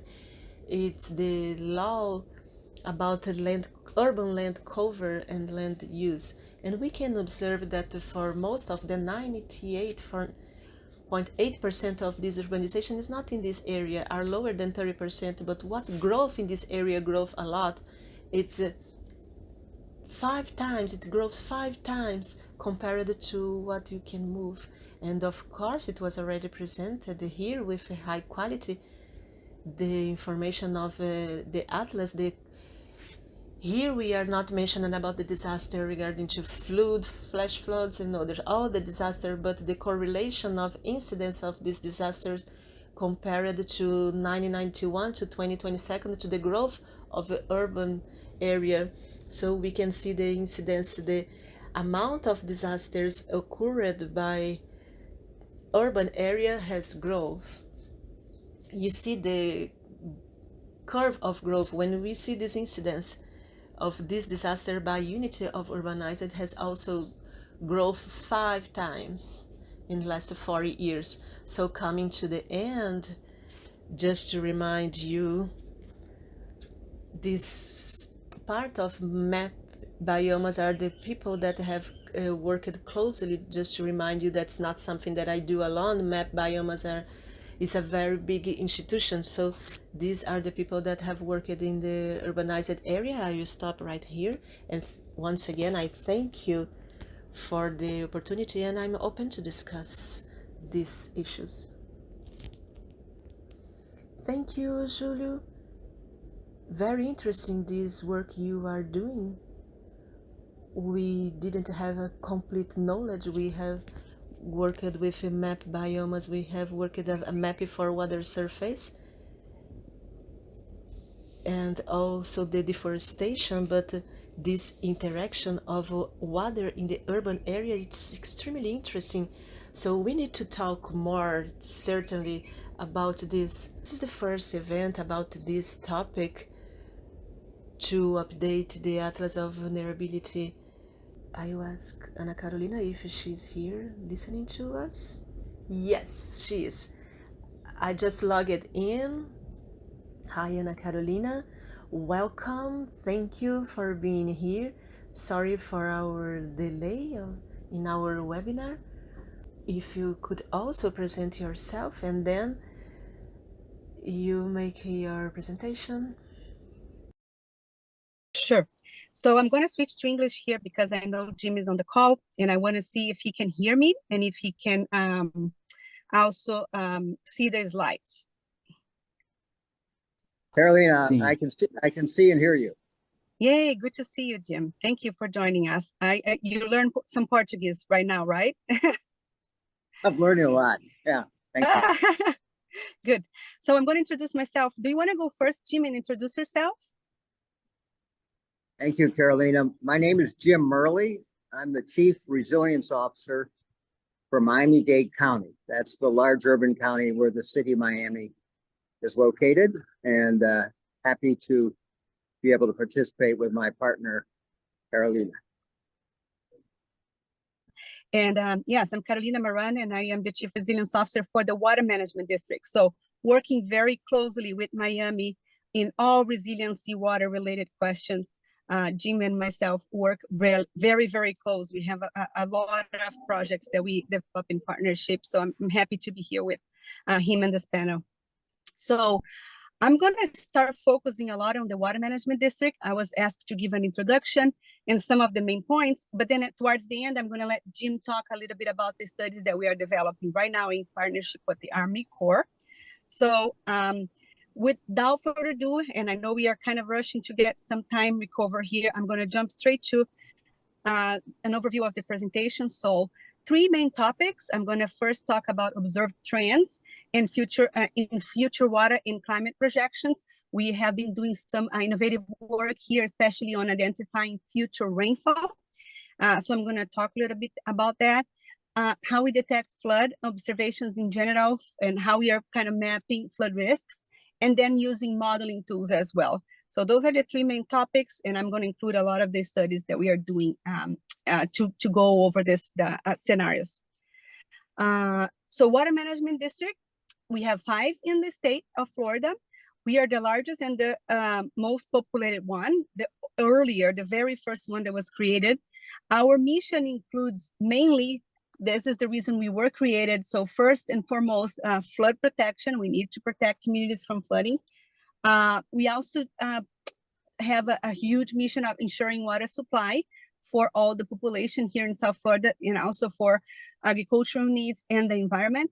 And we lead one of the largest, if not the largest, environmental restoration project in the US, in the world, Everglades restoration project. So we have significant number of projects really focusing on really restoring our ecosystem here in South Florida.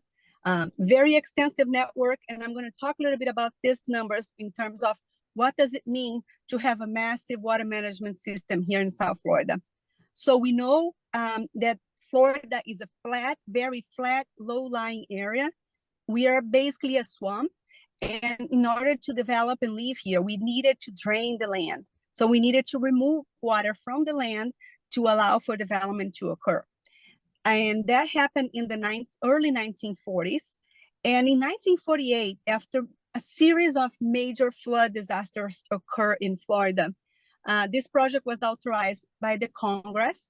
And this massive system, it's a drainage system to drain water out and allow for the development, it started to be building. So the system, we call it CNSF, Central and Southern Florida. It's a 70-year-old system today. And we continue to manage, improve, restore, and really to be able to continue to provide all the needs that we have in this region in terms of flood protection, water supply, and the ecosystem needs. So just main elements, and I'm going to glance through this slide. So what the project did back in the 1940s was really to allow these two pink rivers to really be channelized. So the lake used to not have this connection directly to the east and west coast. Now we have two major rivers that really allow this discharge from the lake to the coast. We have a dike around the lake to protect all the communities downstream. It's a major dike. We have also a protected area that we regulate water levels for agricultural. This is the Everglades agricultural area, and you have levees around it. We have water conservation areas, again, protected by levees. You can see the green area there. And then throughout the cream area, especially on the East Coast, is where we really live, where we have population, and we have salinity structures. Basically, we control saltwater intrusion. We allow us to have fresh water for water supply because we are seeking to hold salt water to the ocean side. So that's basically the main components of the system. And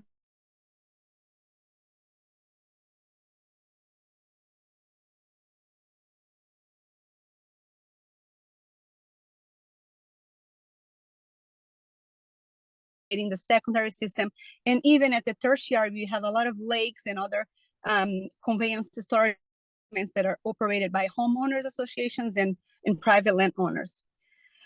We monitor this system 24/7, real-time data. We have to operate and maintain levels in a very, very close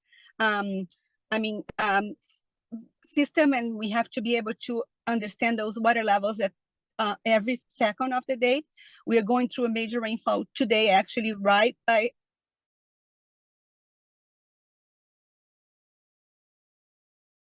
levels even more closely when we are going through those large storms like we are dealing with one today.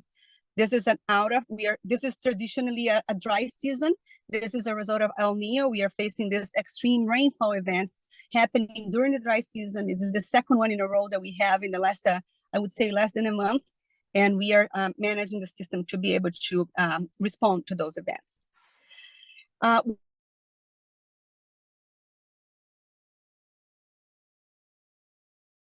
Development. So in the project, I talk about the canals, those pumps. When the system was designed 7 years ago, we assume an area that would be urban, like the yellow, orange, the yellow shaded area in the map. And we can see significant population development. So from 2 million at the time,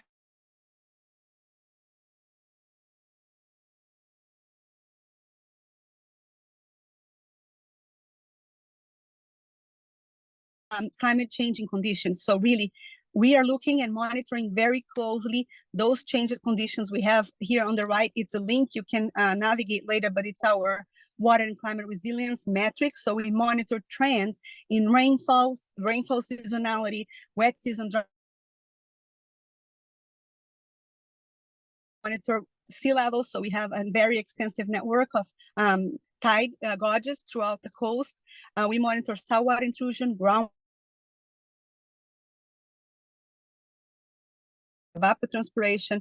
We are monitoring estuarine migration. So really how these mangrove areas are migrating inland as a result of sea level rise. And finally, as part of the environmental side of the things too, we are losing in terms of soil due to the sea level rise. So when we have soil subsidence, really peat that is lost because of saltwater intrusion. So we are monitoring those conditions very close. We have data there linked to the overall public and all the stakeholders in the region. Here's just the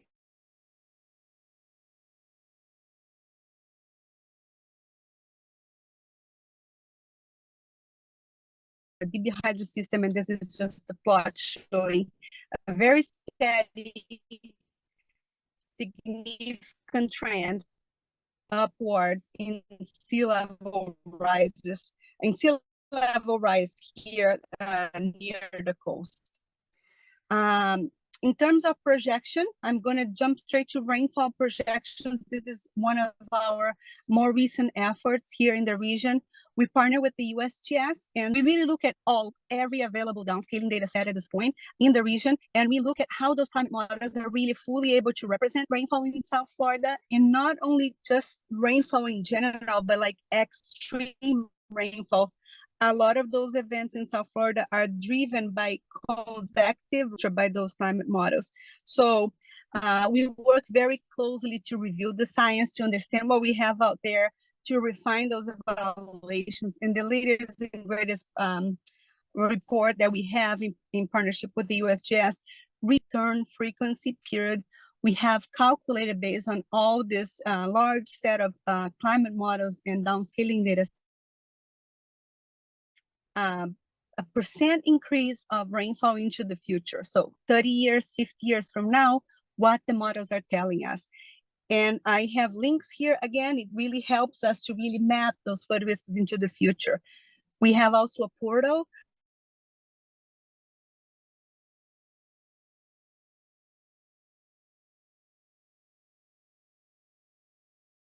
along with what we have been using at the agency. So again, we have multi-level governments here, and we are hoping that we can use those planning elements in a consistent way.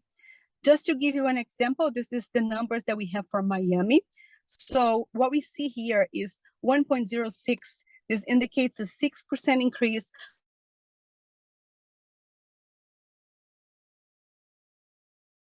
Seeing a larger increase, and also you can see a larger range there.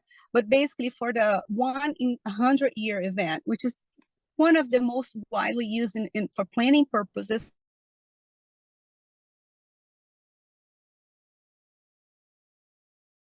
of those local governments have been using this 20% increase based on the latest and greatest the rainfall frequency, the numbers for this for here in South Florida. One more effort that we have been as part of the metrics as well is really looking at flood. We have limitations in how much flood data we have organized.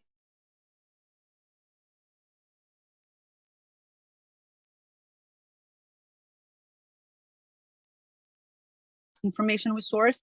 Actually, this week was the launch of this tool here.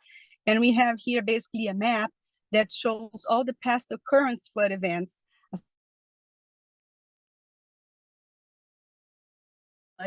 And we are using some newest technology to also help us in integrating all this information into this portal now.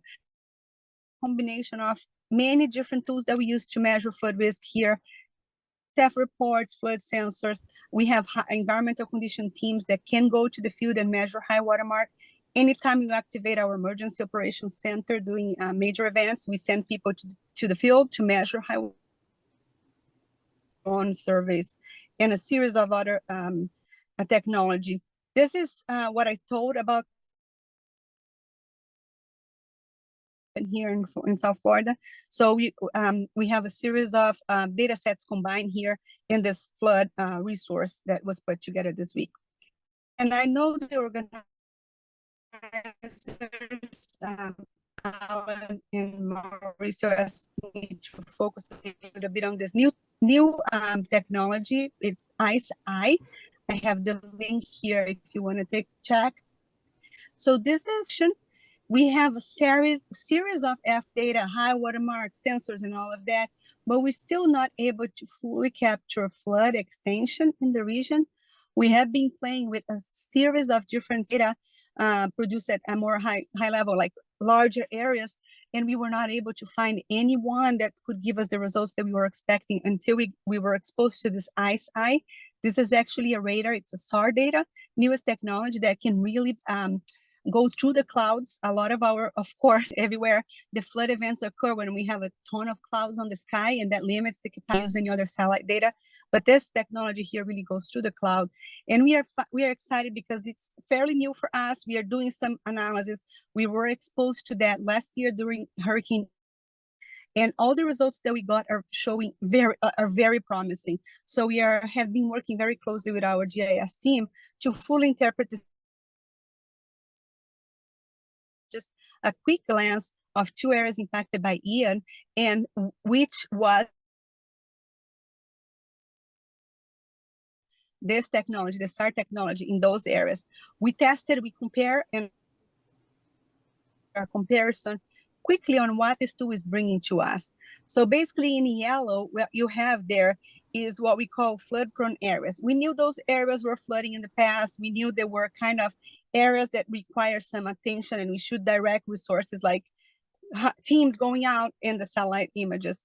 So we also knew that we had the FEMA flood zone. So also the greenish delineated areas are where we see the highest risks according to the FEMA approach. And we had in purple there, basically what we map using only LiDAR data. So based on elevation, on land elevation, and what we call a beta model, we were able to estimate, like we have water level sensors everywhere. So we were able to estimate flood extension based on those water levels using only land elevation. So what you see in pink is what we were able to map only using land elevation. And here comes the blue, the dark blue, marine blue, ICE-I results, which were really results that none of our tools capture. So areas that were flooded that we were not able to capture or were not documented by any other source. And even this bathtub land analysis was not able to capture, because this is, again, flood driven by other different aspects. So everything in blue here are areas that we validated flood after the hurricane event, and that, again, were captured through this ICE-I SAR technology.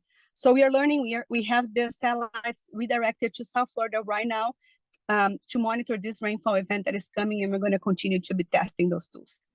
So data, I focus a lot on data, and now let's move to modeling, because yes, all this data is used for us to be able to do those scenarios, to look at what are the risks. We have a program in place in our agency, the Flood Protection Level of Service Program.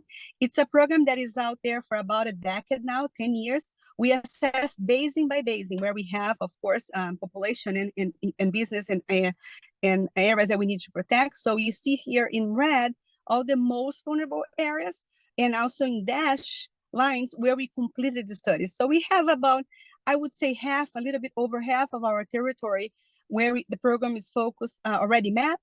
We use very advanced tools. We use future scenarios, so future land use changes, sea level rise. We look at +1, +2, and +3 feet, and extreme rainfall, as I said, an average of about 20% increase for the 50-year scenario. So this program really helps us to have the picture, the vulnerability picture of our region, and what kind of measures we need to do to increase this system capacity. So we have metrics, very specific metrics. You look at canal levels, discharge capacity, flood depths on dry land, how long duration of the flood, and also the tidal structure itself, that salinity barrier that I mentioned earlier. So what is the capacity of that structure to discharge? Recognizing that we have higher sea levels in our structures, the system as a whole is a gravity system. So to discharge through higher levels, we have already reduced significantly our capacity, because again, just the gravity is not helping us. The higher sea levels is not helping us to have an efficient discharge. So we have already lost significant capacity based on comparing to what was designed for those structures. We use very advanced modeling tools. We have advanced agent age tools. In most of the basins, we have been using Mike DHI, Mike Shee, Mike Hydro River. This tool allows us to look at overland flow to the unsaturated flow. We have really high interaction with groundwater here in South Florida. You can see the limestone on the bottom left. So we have a very, very, very intense interaction between groundwater and surface water, and we need to fully model this interaction when we are looking at flood risks. So we look at groundwater, unsaturated flow, the overland flow, and all the hydrodynamic elements there. Sorry, hydrologic and hydraulic elements there that we need to account for when looking at inland flooding risks. Something that we are doing more recently is to integrate that inland tools, flood risk tools, to the hydrodynamic. So how do the coastal is impacting flood risks, and looking at compound flooding impacts. So really looking at surge and how surge combined with rainfall and drainage as a whole and groundwater levels is really exacerbating flood conditions here in South Florida. We run in those models also the solutions. So we look at what can we do in the system to increase flood protection. So we look at several different types of projects, including seawalls, pumps. We have a lot of pumps being proposed right now, emergency detention basins, flood walls in general, flap gates, really allowing the water to just go in one direction. This is something that we are needing more and more, and really any kind of flood barrier that we can think of. Something also that we have been looking very closely is on a more basin-wide strategy, like storage needs that we need, and maximizing how much of the green infrastructure, how much of the more natural areas, the more floodplain areas can help us in reducing those risks. So going back again to a lot of those ecosystem restoration strategies, floodplain management in a more natural way, and using nature in our favor. So we have a lot of projects also looking at that here in the region. And we work very closely with the Corps. I'm transitioning now to Jim's part of this presentation quickly, but it's important to understand that, as I said, like coastal, surge risks, inland draining, levees, canals, storage, green natural areas, acquiring properties, moving properties away, determining flood evacuation areas, really adding any kind of breakwater and protecting the shore as a whole with living shorelines. Those are all the types of solutions that we are looking at as part of flood risk management strategies, and they need to be looked at in an integrated way. It's not just one agency, it's a series of agencies, it's federal, state, and local governments working together, so we can think about those strategy and combine a plan here on how we can implement that. Right now, as the South Florida Water Management District, we have two major studies that were authorized for us to develop with the Corps. So in the flood risk management area, I'm not talking about ecosystem restoration. We have the huge SERP project, but flood risk management, we have the CNSF, so our management system, CNSF Section 216 study. It's a flood resiliency study, really a one purpose, mainly flood resiliency risks there, and really looking at how we can increase really protection of high-risk urban watersheds in Southeast Florida. So the most vulnerable area highlighted in yellow here is really the focus of this 216 study that we have right now developing with the Corps. We are on the round one, developing alternatives, so looking at the solutions that can help us attenuate flood risks there. So using a lot of what we learned as an agency already and working very closely with the Corps.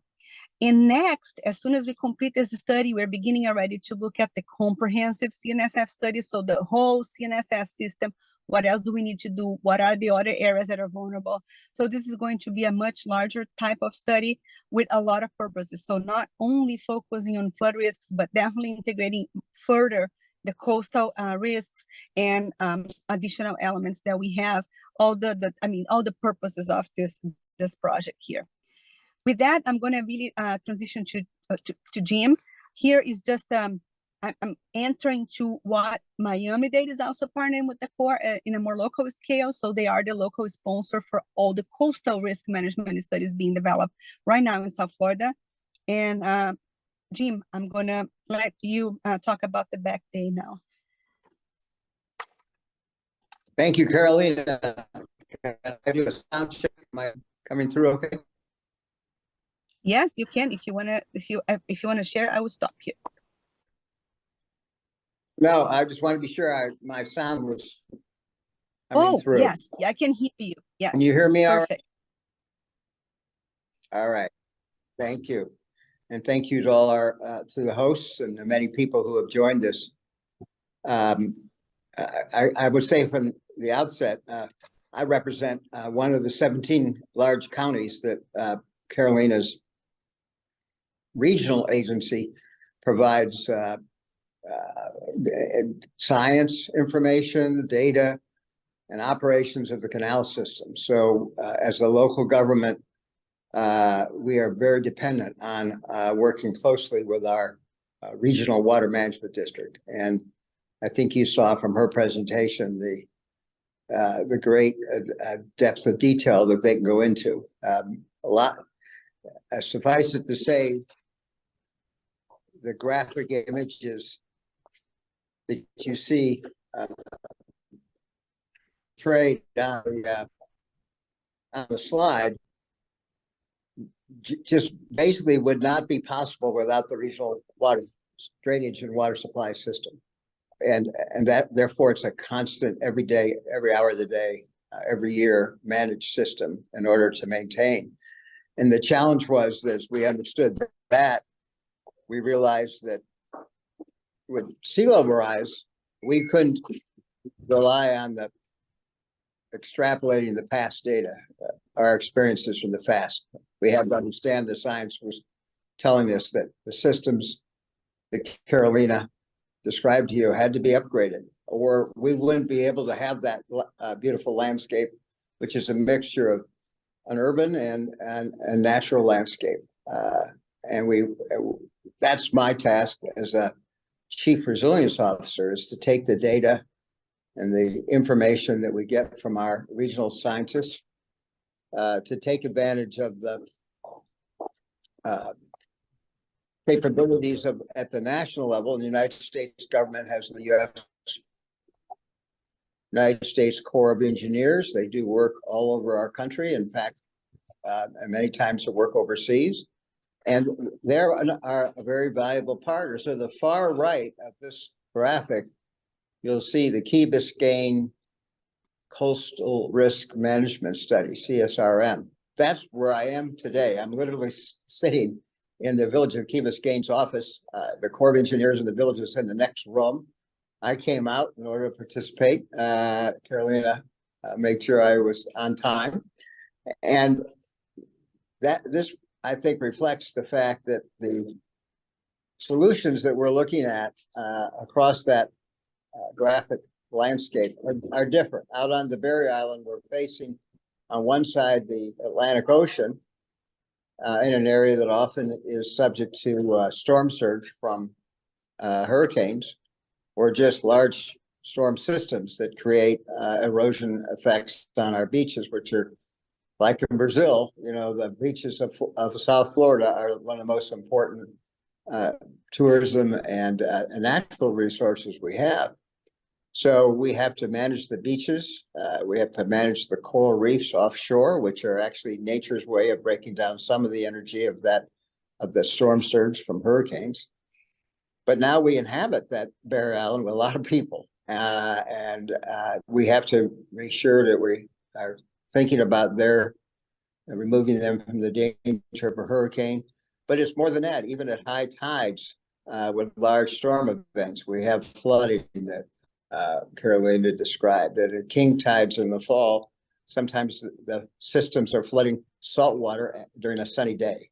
And so our population understands now that the future is not going to look like the past, and we have to engage and invest funds in making changes in the landscape to protect ourselves from catastrophic storms, but to actually deal with day-to-day flooding differently than we have in the past. So the challenge for a local government is to balance these different studies. We have going on at any one time a study that looks at the islands that are important to our entire landscape, that what we call the Back Bay, or it's basically its size differs depending on how if there's a estuary or just a large canal system running between the Barrier Islands and the mainland. And often there'll be a major navigation feature. The Port of Miami is the largest cruise ship port in the world, so we have to maintain the access channel and also protect that economic resource because of its importance to our community. And then as we move inland, we have 3 million people that we have living from the downtown Miami with its famous high-rise towers all the way out to the edge of the Everglades, where we have farming and other much more rural activities. So it's a constant balance working with our partners to take the data, make the day-to-day decisions, but also make the long-term investments. That's the same thing that, in a way we've seen portrayed in the COP28 discussions. How do you understand how to deal with a carbon-based economy that's heating the atmosphere, which expands the oceans, brings extreme heat to the people who are living on the land, and oxidation of the oceans themselves. So we are a part of that process that takes place all over the world, in Brazil and here in the state of Florida and in South Florida. Understanding how the legacy of how we got to where we are today.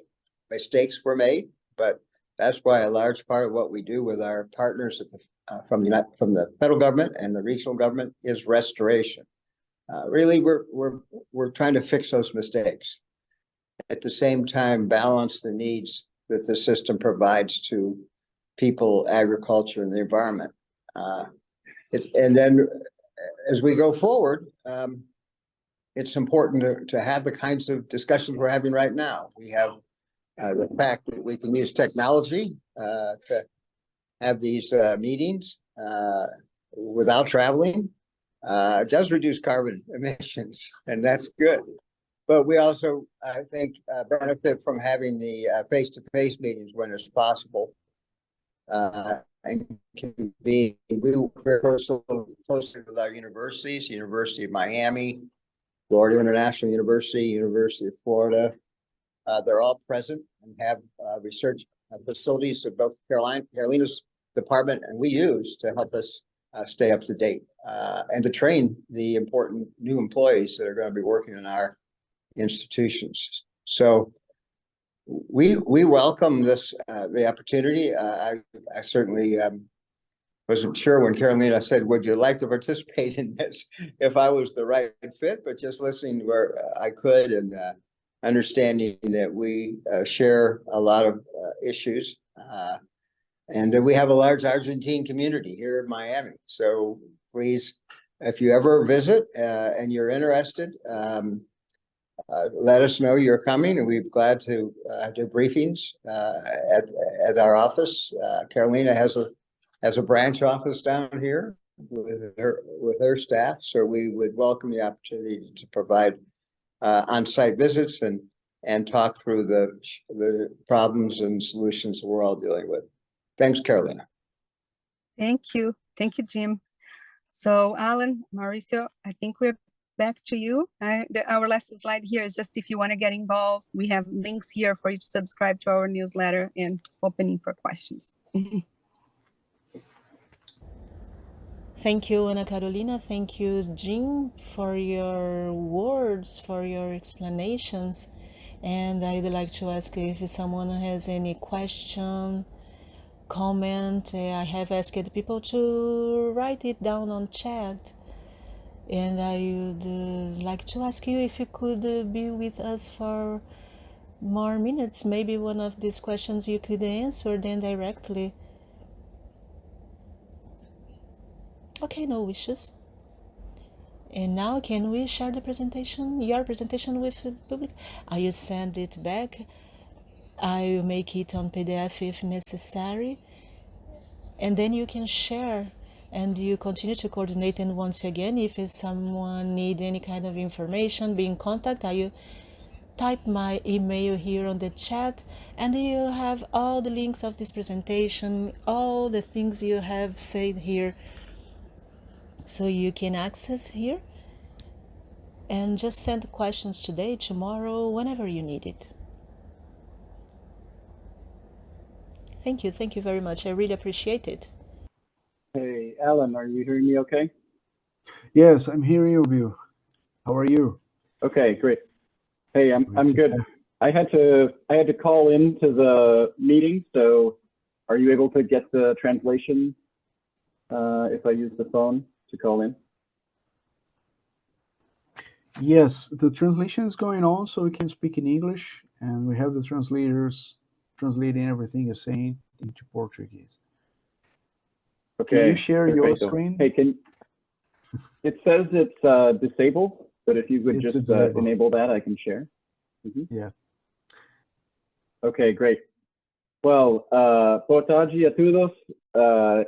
It's great to see so many good old friends on the line here today, and to be working again with the National Water Agency, ANA.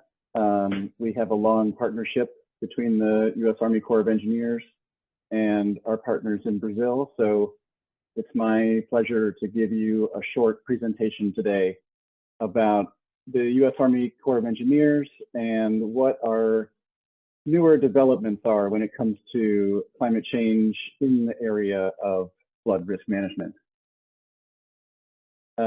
For those who maybe are not so familiar with the U.S. Army Corps of Engineers, we are the nation's engineering and construction company. We are a service provider of engineering and construction services to partner agencies like the Department of Defense, the Department of Veterans Affairs, and other partners across the federal government in the United States. And then we also have congressionally authorized authorities to pursue various different types of projects, including flood risk management projects. We have other authorities as well, like ecosystem restoration, navigation, water supply, and hydropower. And so all of these business lines or mission areas are in some way or another all related to water. And because of that connection to the hydrologic cycle, that means they are all exposed to the effects of climate change. So we have a policy and we have a plan when it comes to climate change. And I'm showing you here on the screen a little bit of an excerpt from our policy statement that was signed by our political leader, the Assistant Secretary of the Army for Civil Works.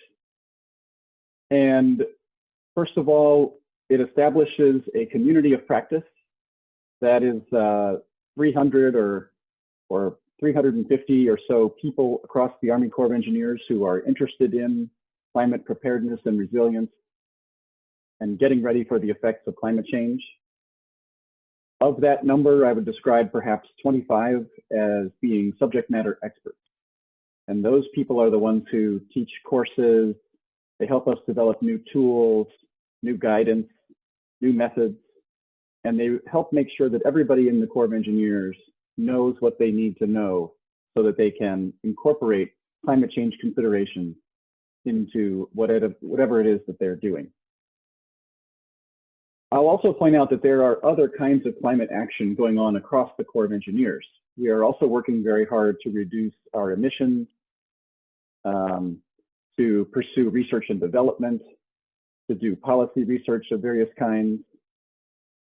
So climate preparedness and resilience is really all about getting ready for climate change. But there are other types of efforts that need to be pursued as we also get ready. So one quick excerpt from the policy just says, it is our policy to integrate climate change planning and actions into all of our activities. So anything that we're doing, we're going to integrate climate preparedness. And we do this for the purpose of enhancing community resilience with our projects. So this is important. We're not just preparing our projects so that we can have projects that are ready for climate change.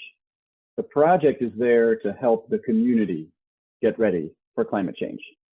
So we just heard from Ana Carolina in Miami, for example. We're pursuing a number of projects right now in South Florida.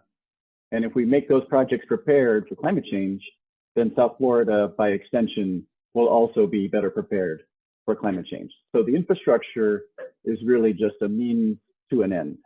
And the real end is helping the community.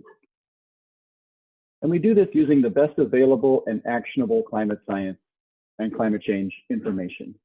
And the word actionable here is key, because we're not just going to use the latest research. Every time a new paper is published in a journal, we're not going to change our practices. We really have to let the science become mature and actionable so that we can stand on that science and be sure that we aren't going to have to retract and undo something once we've implemented an infrastructure project. So our strategy involves a number of activities. I've listed them here in the lower left. First of all, translating science. We do not expect our engineers to go out and keep up with all of the latest science. So we do that work for them. We synthesize the science, we read the papers, we put together summaries to help people keep up with the science. We embrace uncertainty. We don't run from the fact that climate change is uncertain. We accept that fact and we build it into our decision-making process. We create tools and methods that support repeatable, working level analytical results.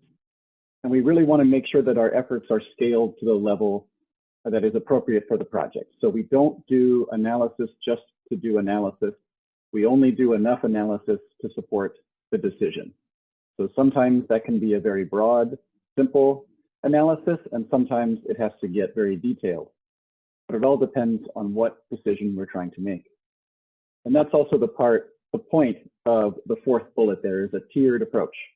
Start broad, start simple, and only add detail as necessary, as appropriate, considering the decision at hand and the consequences of making an error in that decision. So that's all well and good. We have a policy that supports adaptation and resilience, but let's talk briefly about what it is we actually mean when we say adaptation and resilience. I've put here on the screen the definitions that we use, which come from an executive order from the President, Executive Order 13653. And the key takeaway here is that adaptation is an action. It is a verb. It is something that a person or a system can do. And in particular, the action is adjusting your natural or human system in anticipation of or in response to a changing environment to use opportunities and reduce negative effects. And the example on the right, the figure on the right, is an example of an adaptation approach. So this comes from a researcher, Marjolein Haasnoot, who works at Deltaris in the Netherlands. And it shows here, as sea level is rising over time, there are different strategies that make sense for the coastal flood defenses of the Netherlands.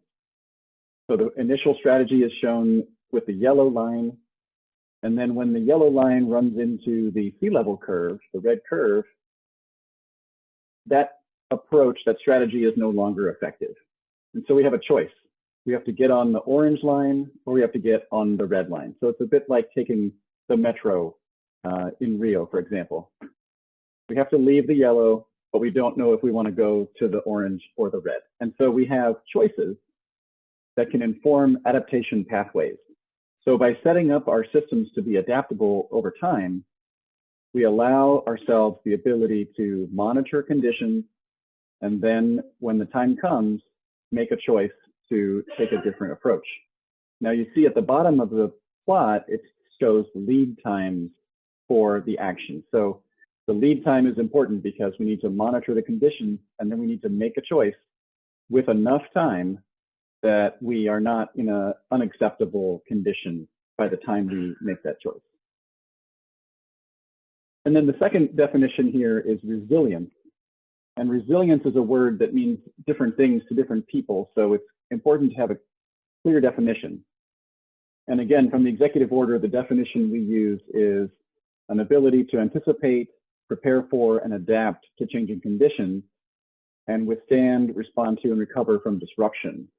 So whereas adaptation is an action, a thing that someone does, resilience is a trait or an attribute. It is a feature of a person or a community or a system or a project that allows it to prepare, absorb, recover, and adapt. And that's what's shown in the lower left plot. We have a resilience initiative roadmap that explains this prepare, absorb, recover, adapt framework, so that the more resilient our projects are, the better prepared they are for a flood or another disruption, the less damage they suffer when they absorb that disruption, the faster they recover from the damage. And then if you do it right, you can use the opportunity that the disruption offers as a beneficial chance to actually adapt the project to future conditions. So here are a couple of examples. On the left, we have an example from the city of New York. This is in the borough of Queens, New York City, and it is a coastal flood risk management project. It is a combination of a structural project with a nature-based project. So we have a cobble rock berm, a composite seawall that is put inside of a sandy dune. So we have a beach essentially on top of this composite seawall, giving us a hybrid structural and nature-based approach. And on the lower left, you see the triggers, the thresholds, and the lead times that I was referring to when I talked about adaptation pathways. So there's a first trigger there that shows when the sea level rises to the first horizontal blue line, the project is adapted by adding more rock onto the rock feature, adding more sand onto the dune, modifying the stairs and the ramps that people use to access the beach, and thereby getting the performance of that project back to where it was before the sea level rose. And then you see there's a second adaptation threshold with a further adaptation step that involves adding more material onto the dune when the sea level rises to the second trigger level. On the right side of the slide, you can see an example of resilience. So this is an armoring of a levee in New Orleans, Louisiana. So we have a flood risk management project here. The levee keeps the water out of the populated area, but by adding this armoring, which is in the form of an articulated concrete mattress and turf reinforcing plastic mat that the grass grows on top of, we increase the resistance of the levee to erosion. So if the water gets high enough, it may still overtop this levee. We can never build the levee so high that it would never overtop, because Mother Nature can always come up with a bigger flood. But what we can do is we can make the levee strong so that if it does overtop, at least it doesn't wash away and fail catastrophically. So this allows the levee to absorb that disruption and recover faster after the disruption. So Anna talked a little bit about this in the context of Miami. So I'll just show that this is also a picture of Miami. And I'm using this as an example of sea level rise, which is in many ways the first and the largest, most impactful effect of climate change on U.S. Army Corps of Engineers projects. You see here, this woman is waiting for a bus in Miami. There is no hurricane happening. The sky is blue. There's no storm or anything. It's just a high tide and maybe a unfavorable wind. and she's standing in the water because of the sea level rise. So this is something that is already happening now. It is already impacting our communities, and it's already impacting our Corps of Engineers project. Now, the good news about sea level is that it's a fairly simple kind of climate change. The effect of a warming planet on the ocean is fairly well understood.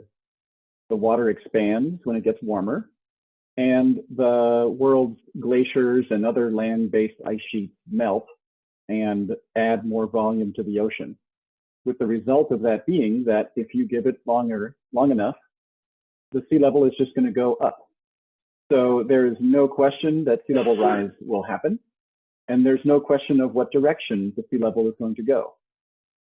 It's just going to go up over time. So whether you're going to plan for a ½ meter of sea level or 1 meter of sea level is really just a question of the speed of change that you're interested in. So there's no uncertainty in the fact that sea level will rise. The only uncertainty is in the rate of change. And so I'm showing here for New York City at the Battery, which is a gauge at the very southern tip of the island of Manhattan. There's a tide gauge there, and we have the observed water levels in blue, and then we have multiple scenarios of future sea level there in the green and the purple and the red. And so those three scenarios are our way of addressing the uncertainty in the rate of change. But remember, there's no uncertainty in the fact of the change. So you could also just think about this as being one curve with 3 speeds instead of 3 curves. So we use multiple future scenarios to address the uncertainty in future sea level. But if you look at that uncertainty at a certain date in the future, if you were building a seawall, for example, in this area, and you said, I don't know what the sea level is going to be in the year 2080. It could be 3 feet higher, it could be 5 feet higher.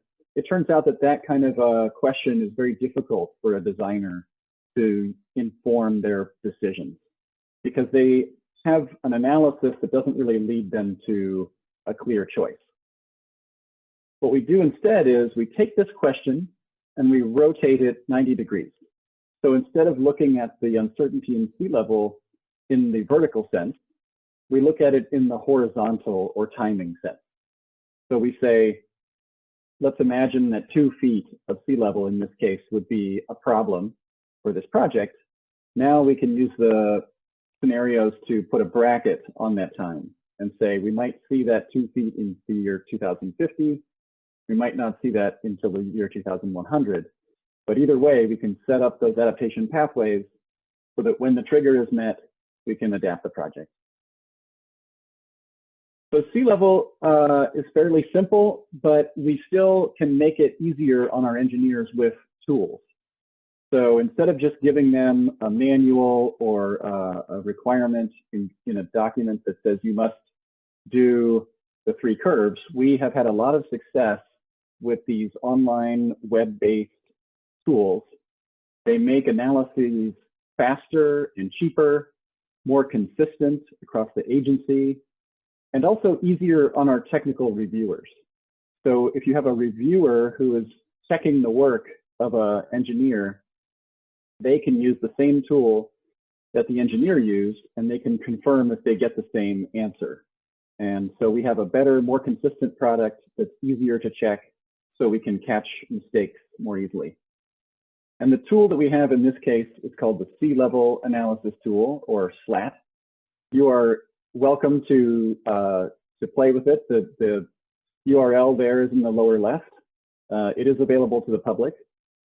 So the SLAT will offer the user observed data of water levels and projections of future sea level at over 140 tide gauges around the United States, and also over 1,400 grid points, gridded locations around the United States.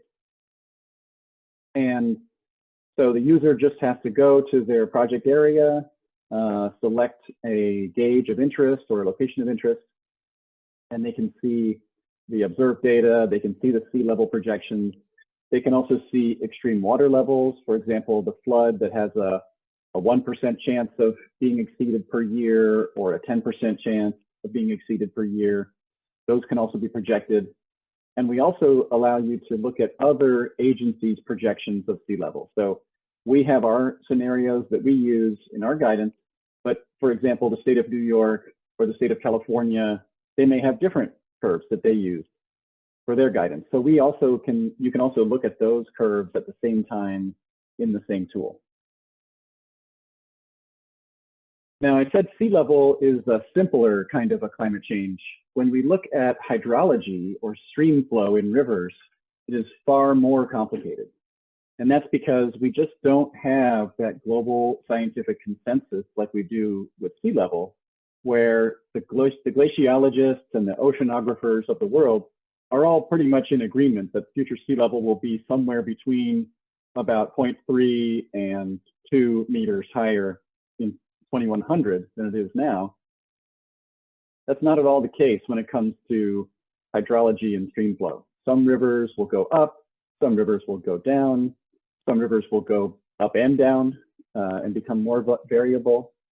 And also, without that consensus, you get very different answers depending on your choice of model and parameterization of that model and so forth. So what we're showing here on the slide is the modeling chain for looking at future hydrology based on projections of future climate. And you see it starts in the upper left with emission scenarios. We don't know how much carbon human beings are going to put in the atmosphere in the future. So we could end up on a low carbon future or a high carbon future. We just don't know. Then you put that into your global climate models in the lower left. There are many, many different kinds of global climate models, and you're going to get different answers from them. So you have to make some choices there. Then you go to the center bottom. We have downscaling methods. These models are far too coarse in their resolution to be used directly. So we have to make some choices about how to downscale. And Ana Carolina was talking about that, how they did it with the rainfall in Miami. So depending on your choice of downscaling method, you will again get different answers. Then you take the temperature and the precipitation that you have downscaled, you put into a hydrologic model. You have to parameterize that model. There's going to be bias. You must correct that bias out. At every step in the process, you're adding more and more uncertainty and more subjectivity to the point that it just adds up like a tree. And the tree gets wider and wider and wider until you finally get to what we see at the top of the slide, which is a very broad uncertainty in future conditions that makes it very difficult to use those projections directly for engineering design. So instead of using them directly for engineering design, like we do for sea level, we do a different kind of an analysis. We do a bottom-up stress testing kind of an analysis where we start from the potential vulnerabilities to the project instead of starting with the projected conditions facing the project. So this is a different tool, our climate hydrology assessment tool, or CHAT tool. Again, you're welcome to access this yourself. It is publicly available at the URL at the bottom of the screen. And what we've done here is we've taken 32 general circulation models or global climate models, and we have downscaled them, and we have applied 2 different emission scenarios. So we have RCP 4.5 and RCP 8.5. So kind of a lower emission and a higher emissions future climate scenario. And you can see, and then we've taken the temperature, the precipitation, we put it through a hydrologic model to get runoff, and then we've run the runoff through a routing scheme to get stream flow. So if you look at the upper part of the plot there, this is in the same location as that tide gauge in New York.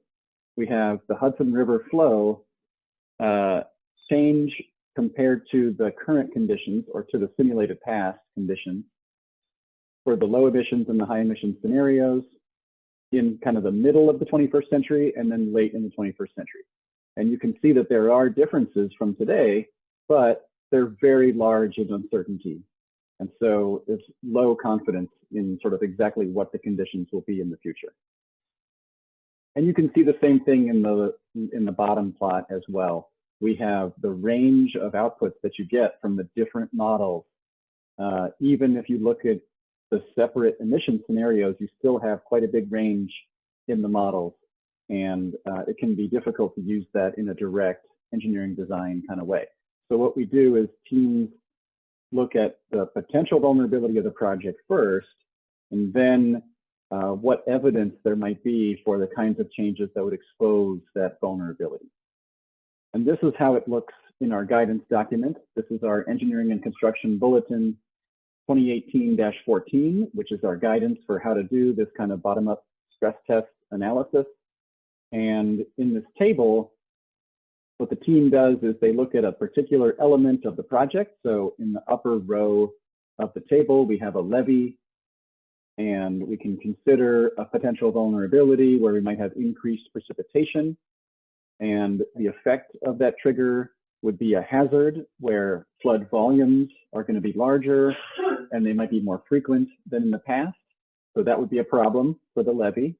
And the reason it's a problem is listed in the harm category, where it says that the floodwaters will remain on the levee longer, putting more stress on the levee, increasing the hydrostatic pore pressure, and putting the levee at greater risk of collapse. And then the team has assigned a qualitative likelihood to that hazard of being relatively likely based on the multiple lines of evidence, like the chat tool projections and observations of potential trends in the past data. So they've put all this together and they've said there's a potential hazard here, it's qualitatively likely. And then the key step is, what are we going to do about that? And so the management action that could be recommended in that case would be something like a wider levee.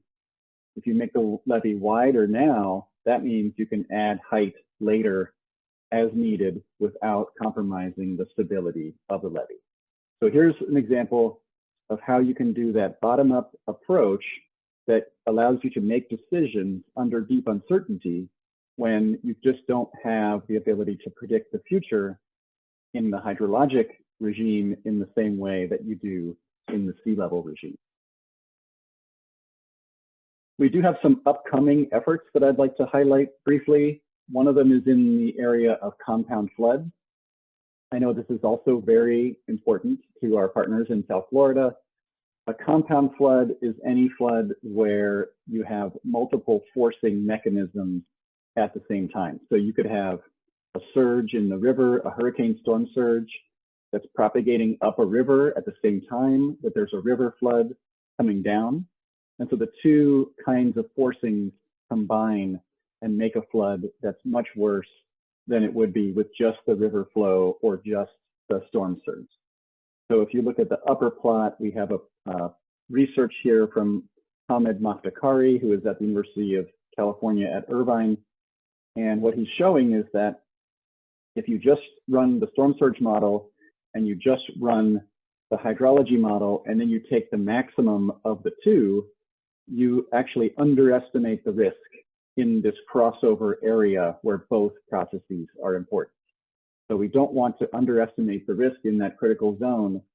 So what we've done is we've partnered with some researchers at the University of Central Florida, Thomas Wall and Robert Jane, and we're looking at some work that they did here in the lower left plot. And they have come up with a better approach for considering the total probability of two kinds of floods occurring at the same time. That takes into consideration the potential correlation of those two variables. So we're working on improving our guidance and improving our tools, because most of our engineers are not interested in becoming statisticians. So we make a tool of this that will make that kind of analysis easier for them to do, so they can get a better answer, but without requiring them to take a lot of expensive university coursework or something along those lines. We're also doing research into when this kind of analysis is even necessary, because if you go way upriver into the headwaters, there's really no need to consider the storm surge at the coast very much. And likewise, when you're on the beach, right on the coast, the flow in the river probably doesn't make very much difference either. So we need to know, where is this crossover point where we actually need to do the analysis.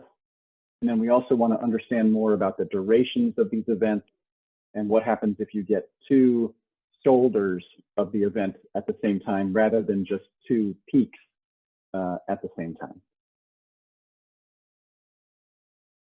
And then one other new emerging effort we have going is our next round of sea level change guidance.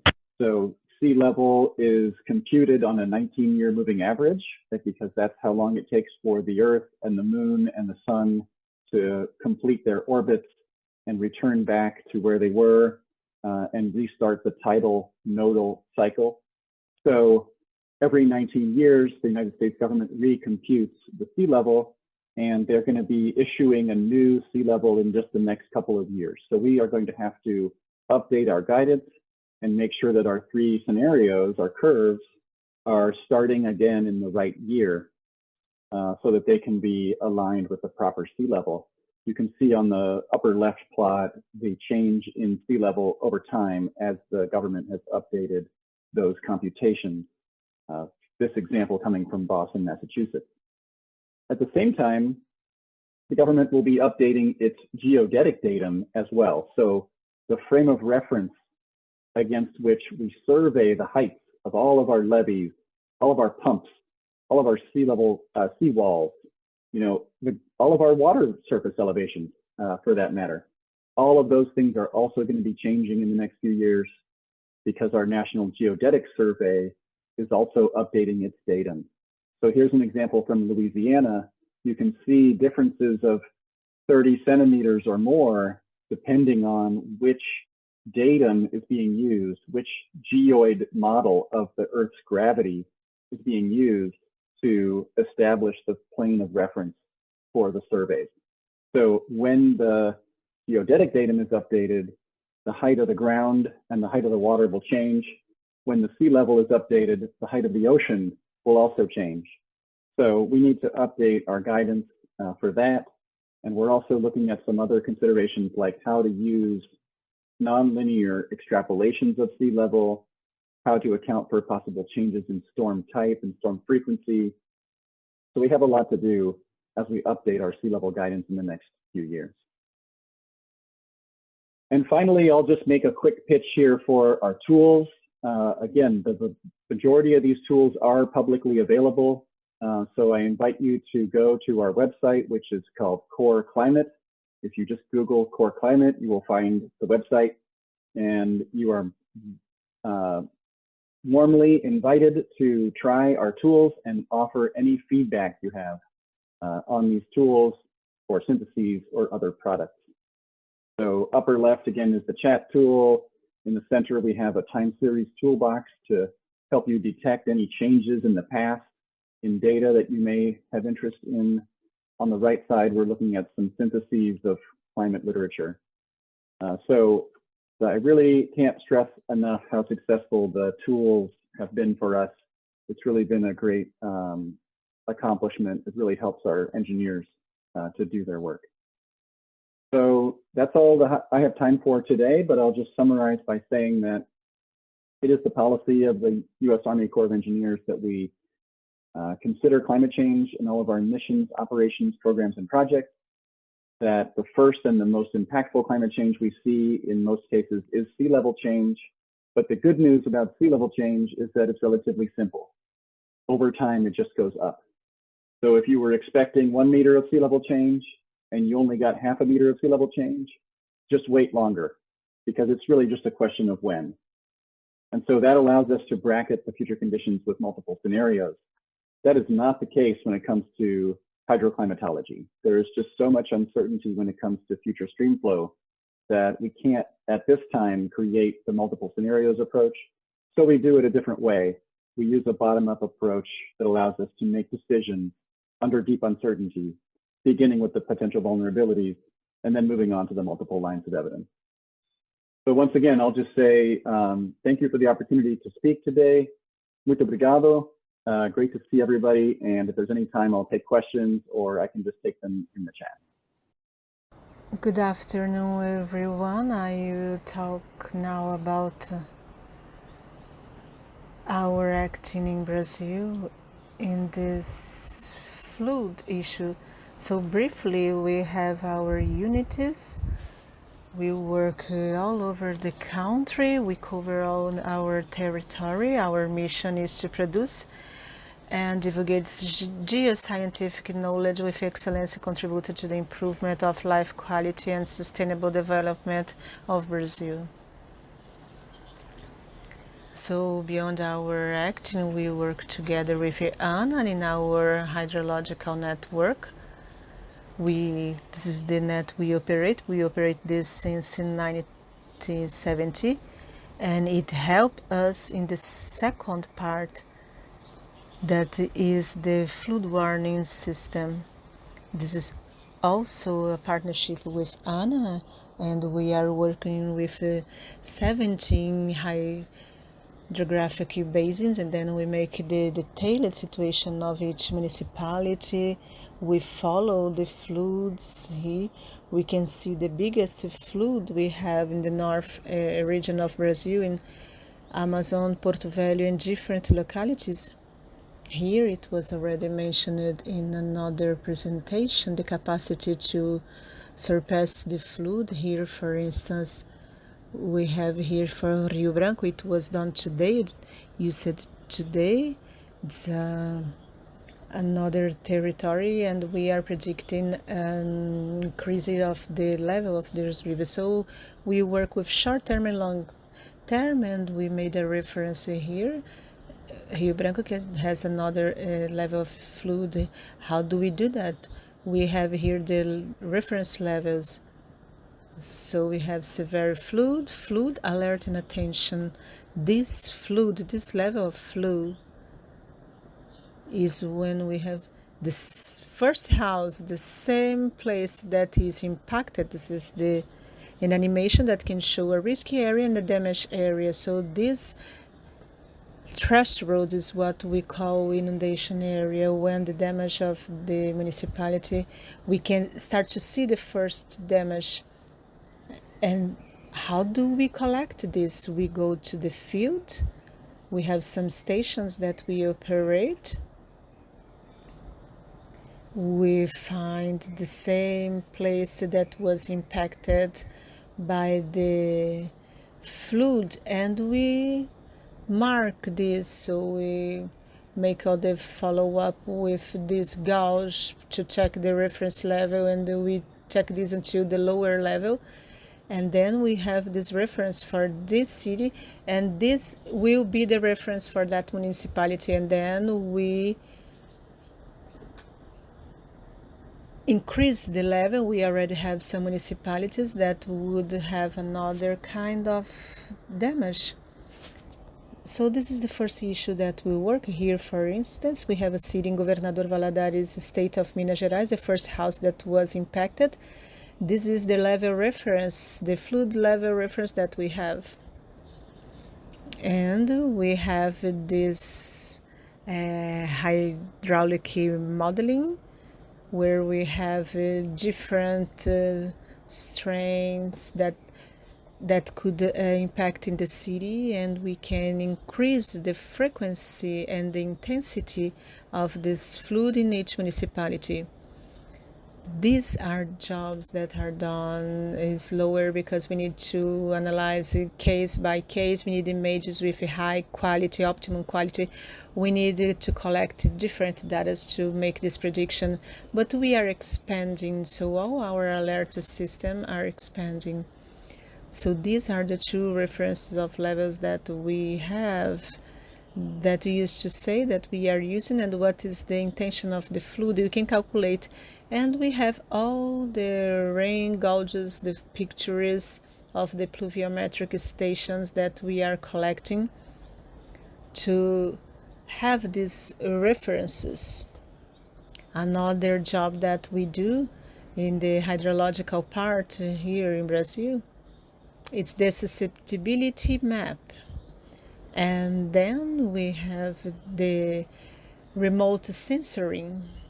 We have the susceptibility map of 654 municipalities in Brazil, and I show how it is done. We have the city of Uruguaiana Here is the city where we have the houses, and all of this is the Uruguaiana city, and we can see these areas that are the susceptible areas to be affected by a flood. How do we done it in geology?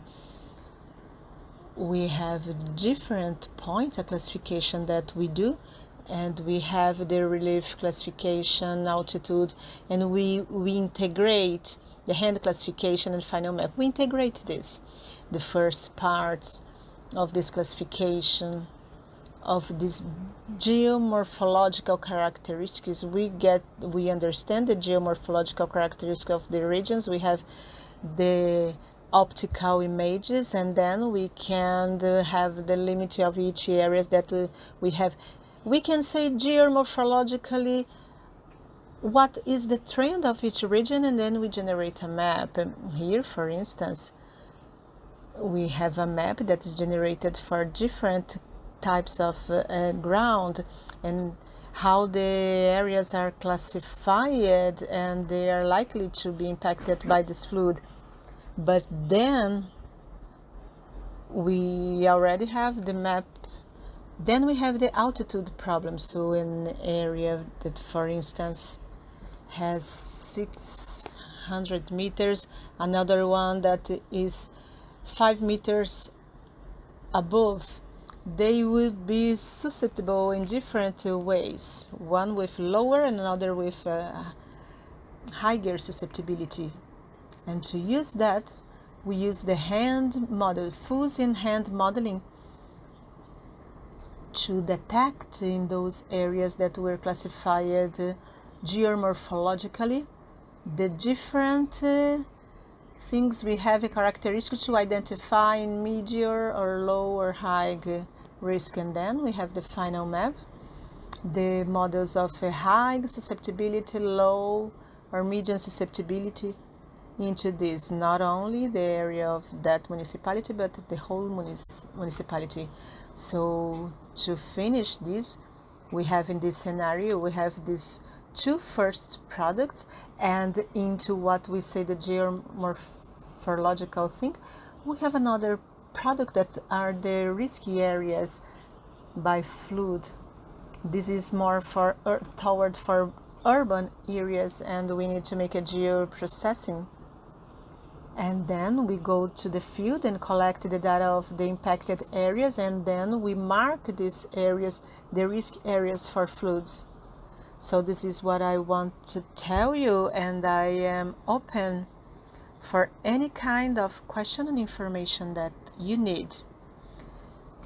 Thank you for your presentation and highlighting the importance of these areas, the importance of the work you do in this area to collect this data. And this is something that we can collect together to update the map of floods. So collect this information in the field as well as the remote assessoring that will give this realistic thing of the areas that can be flooded. So thank you. Just wanted to say hi to everyone and thank you for inviting USGS to give a presentation today. So I'll go ahead and get the presentation queued up, and I'll just turn my video off as I'm presenting. Right. Thank you very much for being with us. Thank you very much. We really appreciate your effort being here. And you're host right now. You can present. Okay. So hi, everyone. My name's Athena Clark. I'm with the United States Geological Survey. And once again, thanks for inviting USGS to give a presentation at this workshop. My presentation is on new approaches to event monitoring. And I just wanted to call your attention to the USGS stream gauges. There are over 10,000 stream gauges nationwide. And you can have access to the real-time data on many products, but the two main products are USGS Water Watch and then also the National Water Dashboard. The Water Watch is probably it's the flagship product for USGS. However, USGS is migrating to the National Water Dashboard. So don't get too used to WaterWatch because that will eventually go away, and you'll have to use the National Water Dashboard to access the data in the future. So today I'm going to give you an update on various tools and products to include the Flood Inundation Mapper, the USGS Flood Event Viewer, the High-Vis Dashboard, and the Real-Time Flood Impact Map. So the Flood Inundation Mapper is where we're working with communities to protect lives and property. The mapping program has two main functions. First is to partner with the communities to develop and validate the flood inundation map libraries, and then also to provide this information online.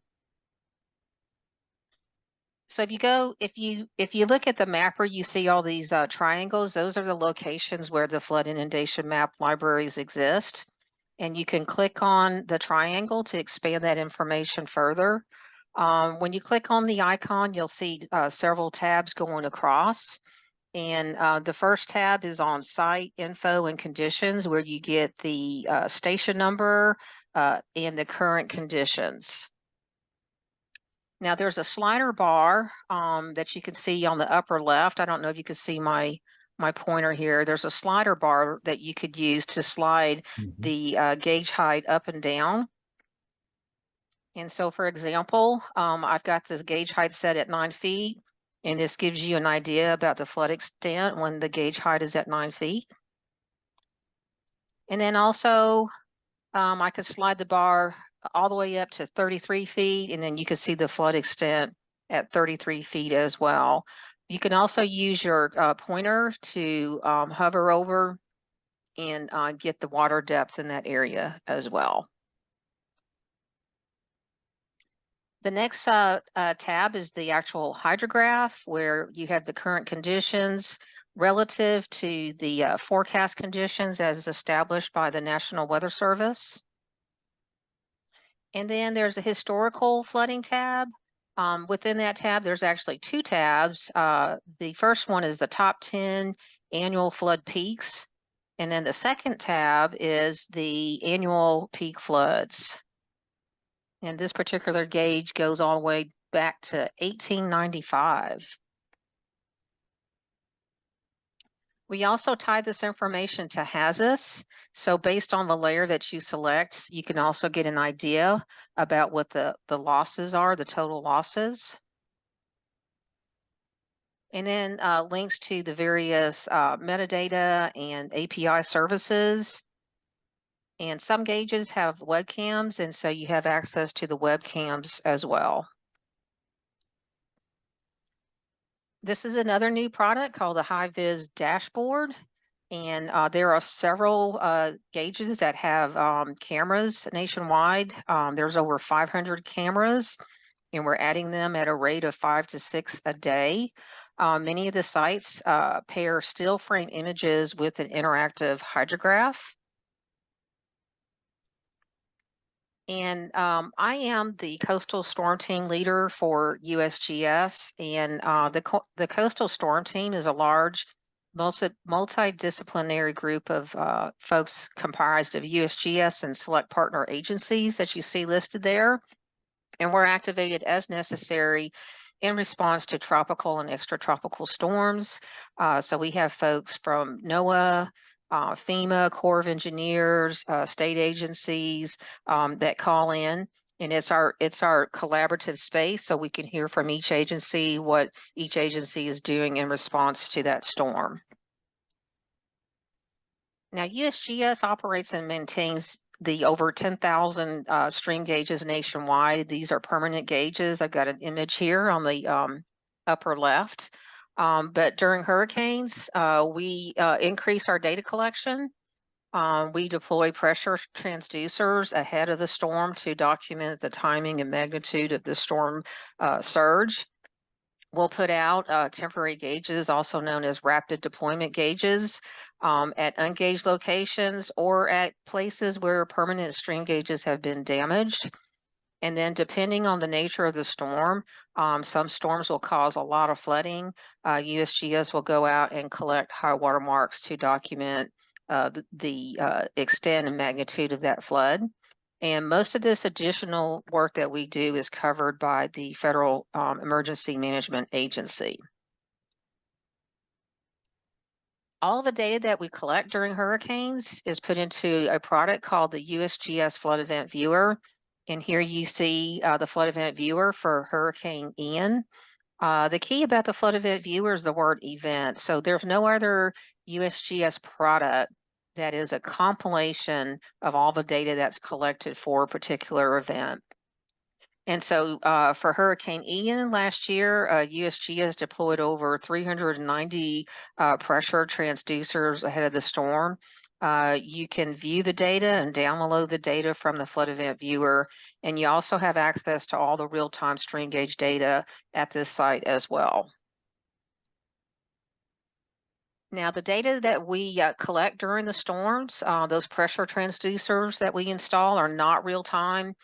We do have to wait till the storm passes and go out and collect the data, download it, process it, and this is what that looks like. The graph that you see here shows the red line, which represents barometric pressure. That's very classic, drop in barometric pressure as the hurricane's making landfall. The gray line is what we consider raw data. Basically, consider that like the total water level that includes, you know, the components of wave. And then we apply a filter to remove the components of wave to estimate what we consider is storm tide, and that's the blue line. And then we also record the peaks of those. So at this particular site in Fort Myers, the total water level was considered 15.56 feet, NAVD 88, and the storm tide was considered at 13.23 feet, NAVD 88. Now we are experimenting with delivering the data in real time. There are some advantages to having gauges, you know, on site ahead of the storm. The nice thing is that you don't have to chase a storm. It decreases our time in the field. It increases safety, and it is data now. So folks do not have to wait for a week or 2 weeks to get the data. They're getting the data now. We have some examples of some of these test sites throughout the country in Florida, Alabama, Mississippi. I'll just go through them very quickly, give you an idea what they look like. And it's really nice to have real-time data. So say, for example, if you see this red line right here, which is the estimated landfall of Hurricane Ian, just to the north of it, we can see hurricane force winds pushing water away from the coastline. And then at this particular site, just to the south of it, you can observe the storm tide in real time. I'd like to shift over to another new product called the Real-Time Flood Impact Map. And the Real-Time Flood Impact Map shows the impacts of critical or safety infrastructure features near USGS stream gauges.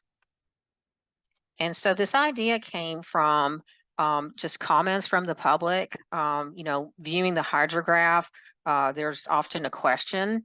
I understand this is water level, it's rising and falling, but how am I supposed to interpret that? How is that relative to what's going on in the real world?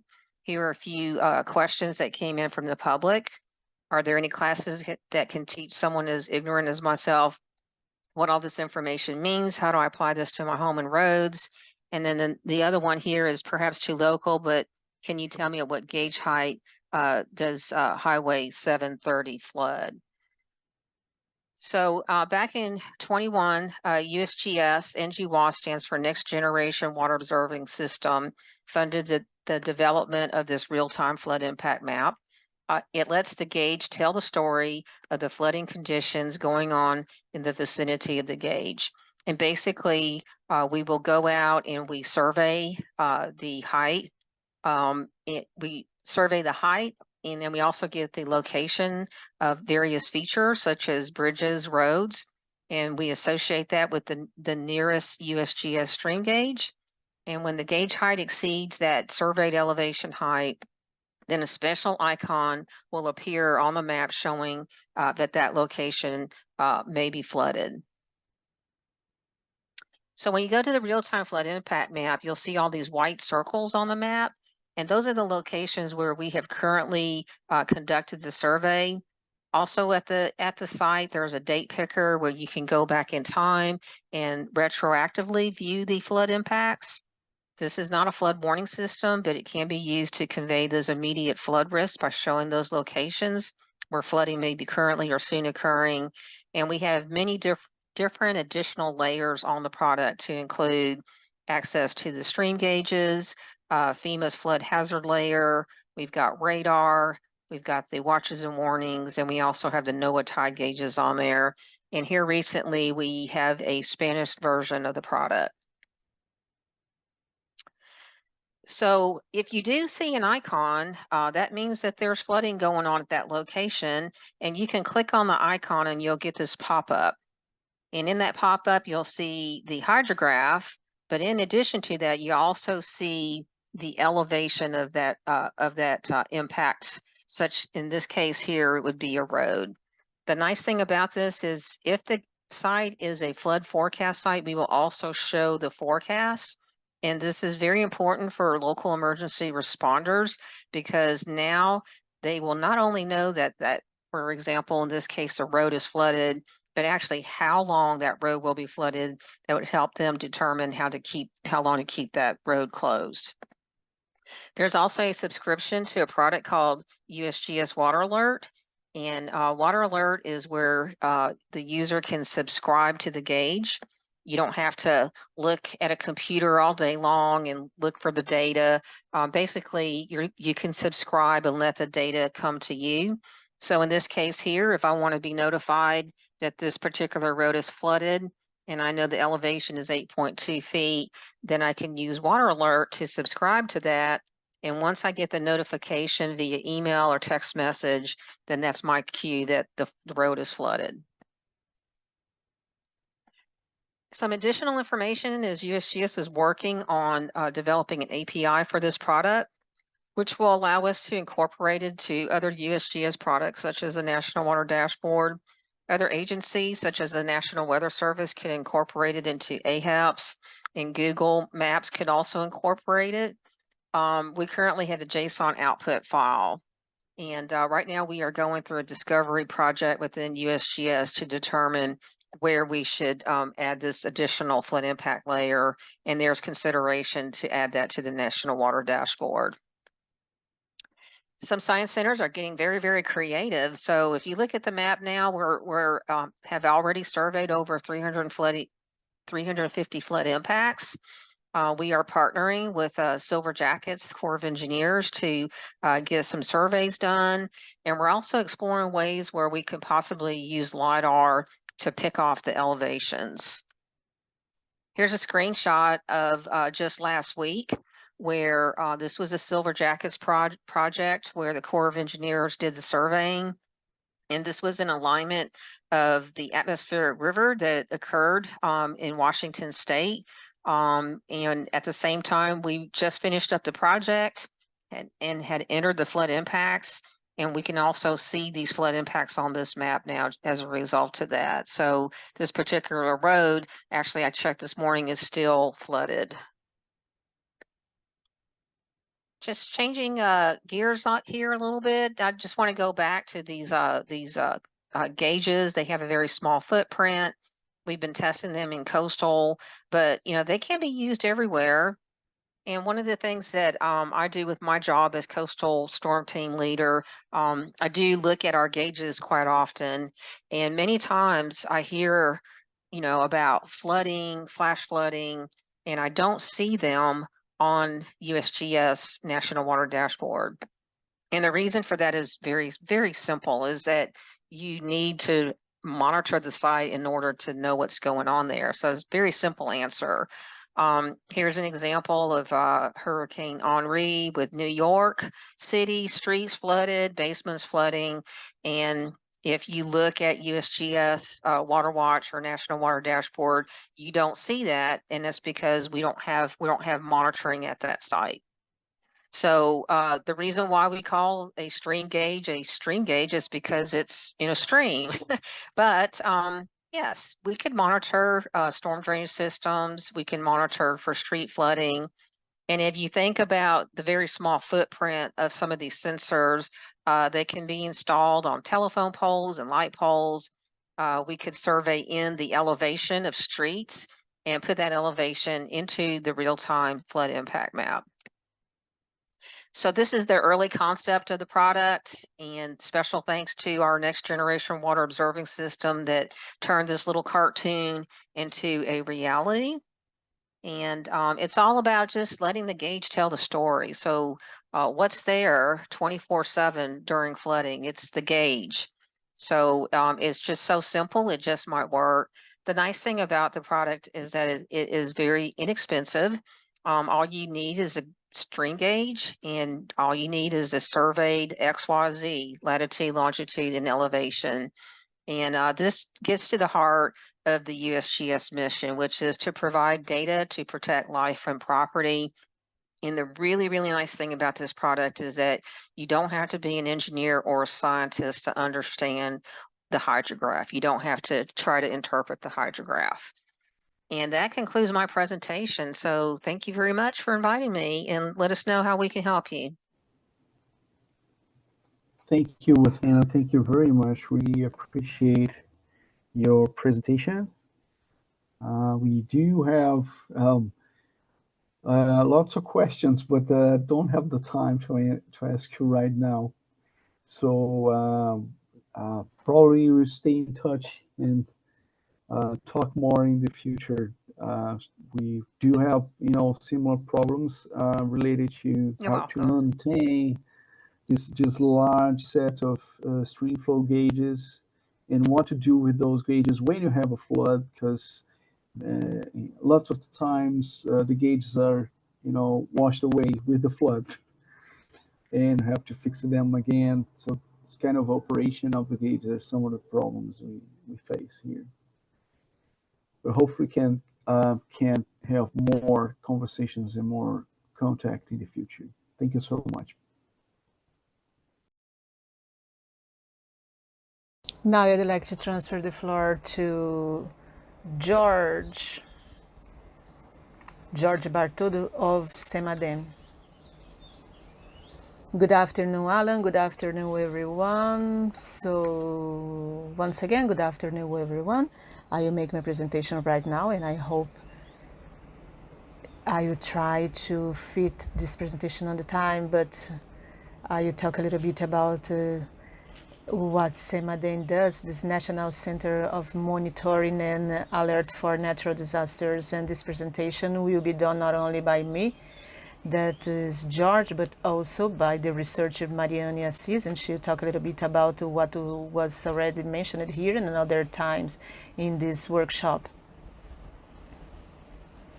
Before I start, I would like to apologize myself, but before I would like to thank for the invite of this, to have this room here, this space of CEMADEN, that is an institution, it's a federal institution that contribute with this in floods, critical events. And firstly, I'd like to thank the event, and I hope it will be very rich and contribute to the dialogues and research of these institutions, Brazilian ones and foreign ones that are participating in this event. So the presentation here, in a brief way, I will mention the presentation of our center, then the monitoring and alerting CEMADEN, and then a little bit more specific about the hydrological monitoring and tools, and then a little bit about some questionings about the hydrological monitoring, how it could be more active in the vulnerability issues. And then I transfer the presentation to Mariane, that we talk about the better territorial and statistics base of risky areas together with IBGE. So CEMADEN, to present this, surely most of you already knows our history. It was created in 2011 after the disaster that have occurred in Rio de Janeiro, involving regions of Petrópolis, Teresópolis, Nova Friburgo, and that were impacted. So in that disaster, CEMADEN was created as a federal institution that belongs to the Ministry of Mining and Energy. And we have worked in two sides, dissociated, but created with the attributions to monitoring and issue the alerts, and also execute the researches related to the disasters. It means after some years, CEMADEN started to be seen as a unity of research of the country to give this scientific baseline to the disaster, not only monitoring and alert, but also the research. So CEMADEN worked in these two areas. One is more operational, one to monitoring. I will mention a little bit afterwards, but also the research that work together with another areas that are not linked to the operational one, but the research executed, because we issue all the reports from the side of the research. So I belong to the operational area, so I will focus a little bit about this part of the operational part of this operation room that we have, this monitoring room. CEMADEN here in Brazil also has this property to work 24/7. It means that is an activity that's not interrupted. CEMADEN today, it's responsible for monitoring 1,058 municipalities around the country. It was 958 and around a year and something. But now we have these municipalities and we make all the forecasts. We have the projections to increase this number. And our monitoring team in CEMADEN to present these non-interrupted activities is compounded by professionals from these four areas: natural disaster, to contextualize the municipality that could be impacted by these natural disasters, with analyze some conditions of these risk areas, the context of all the past events. It also has a professional of meteorology to give all the forecasts, weather forecasts that we have and need. So this is professional responsible for the forecast. We also have a professional about geoscience that is responsible to issue the alerts, as well as the professional from hydrology that I am part of it and responsible to send these alerts of floods and flash floods, considering all the forecasts that we have. So the alerts of CEMADEN, if I will be brief with that, CEMADEN, this operational, this monitoring room send alerts for the municipalities, alerts of floods, flash floods, and mass movements. The levels of these alerts, they could be, their general rule is that this alert initially is monitoring according to the conditions to be elevated, but firstly they are moderated, high, and very high according to the weather conditions. And then we started and send this to the level to finish this. But some alerts can be opened in a very fast way. Everything depends on the weather conditions, and sometimes we have critical conditions. Depends on the conditions of these municipalities. The sequence of these alerts, today we do it in a very fast way, but once it leaves CEMADEN room, it reaches Senad, and then it's sent to civil and state society to work on these events. This alert can be sent by WhatsApp groups, and these alerts basically works and is sent to Senad. It also reach all the civil defenses in the states. So here, in a very brief way, here we have our main tools that we use inside CEMADEN to make this monitoring. Salvar, it's our platform of data visualization. This is our visualization program where we have different data that are loaded here according to the preference of the analyst that is working that moment, to possibly make a decision. These municipalities are the municipalities that we can see the dots on the map. As it was already shown here on the map, we have the main concentration of these critical areas are here in Amazon Basin.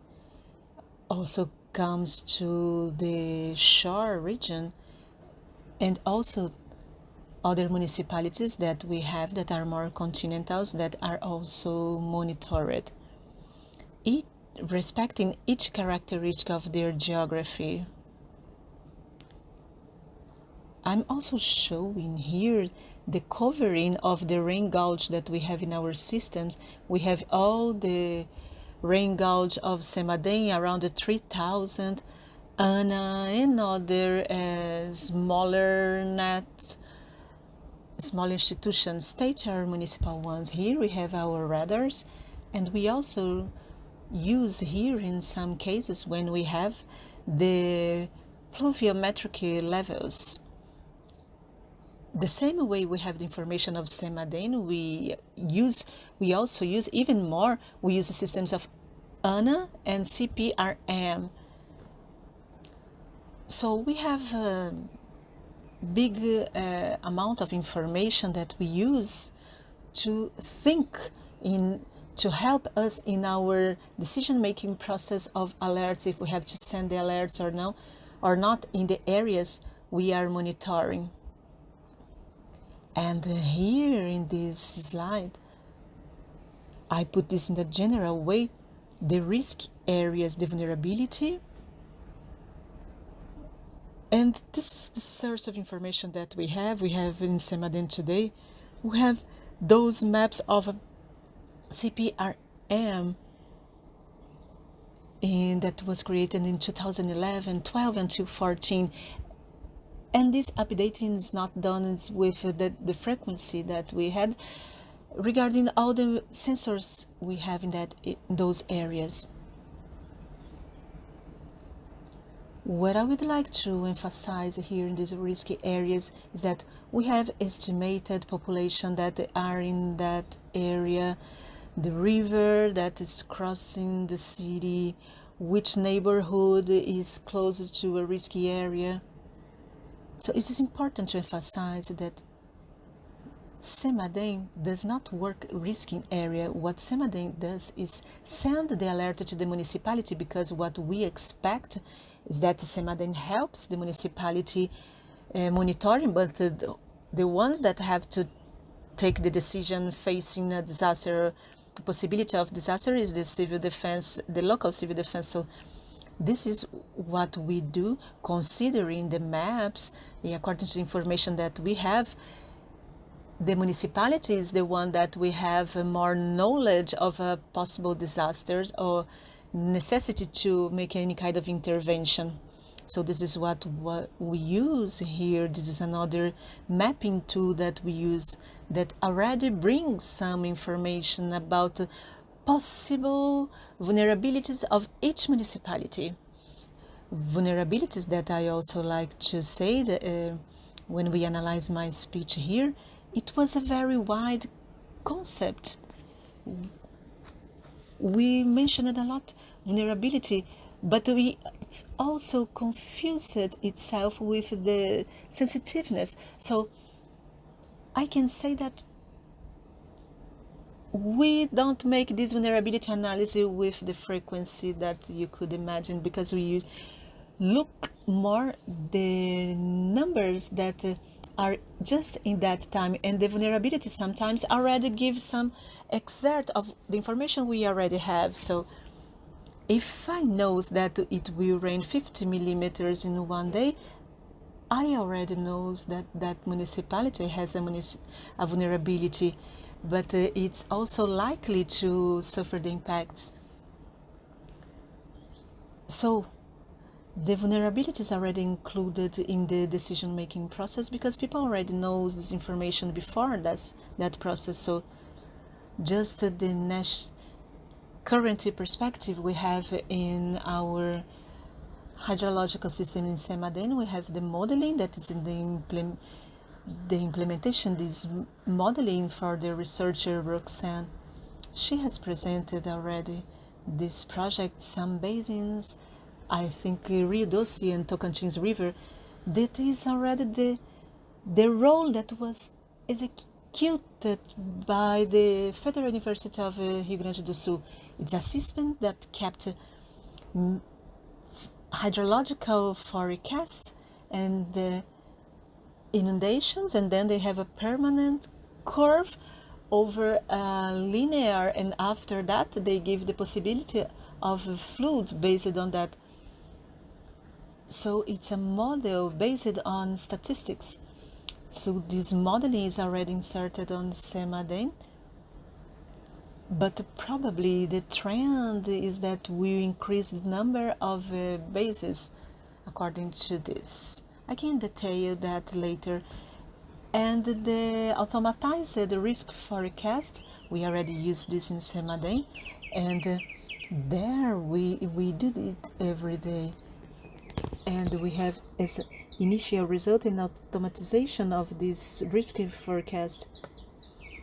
And the question is how we can improve the inserting of this vulnerability in a global monitoring. This is something good and robust, but we have a lack of view how we can make this information become more present in our decision-making process to issue an alert. So here I give you some suggestions for future contributions, and I think Mariane will explain it also. So this is what I tried to make this link, this correlation, to let you know how it is, to mention the vulnerabilities we have in Semadén. And now I give the floor to her. Mariana, if you're already there, you can, the floor is yours. So I am Mariane Assis. I am an expert in vulnerability and research of Semadén, and we have worked with IBGE in a consistent project since 2013, aiming to identify the population that is living in a risky area in Brazil and quantifying not only it was something that had many tries in CPRM, but also characterize this population so we could have some vulnerability characteristics. Of course, in this context, the vulnerability is a vulnerability associated with a demographic profile, social vulnerability. So I will put here for you few parts of this project. Here, part of this project. So we have consolidated them in few scientific papers, and I already put this for you so we can download it if you want to read all the methodology that was used. But here the idea is that we could add the information of this mapping, integrating the risk integrating produced by CPRM or another source, if there is another source available, and associate them with the another sectors that are the polygons that are associated to demographic information produced by the census, or more refined data from census. It's face of block, where each face of block you already have an information that is associated of population, and information of the population of inhabitants, and the characteristics of age, range of age, literate or not, if the characteristics of the house, but it's also with this bias to aiming to look at the population that is living in a risk area to reach this number. So here another paper that we have produced with the exploratory analysis, socio-demographic ones with 825 municipalities, resulted from the estimation of census of 2010. We are expecting the census of 2022, but this estimation is 8 million 266 people that are exposed to risky landslide and 27,000 in risky areas in Brazil. In this graph in Brazil, we can see here in this table the risky population according to the regions of the country, but this is a very disaggregated and even more detailed in risky areas. We have even more detailed, and then we can have this view of this population in a risky area. Just remind you that this part, it's not a risky area. This is a territorial basis to be associated to this data for the risky area together with that sensor. This is important to make it clear to do not use butter.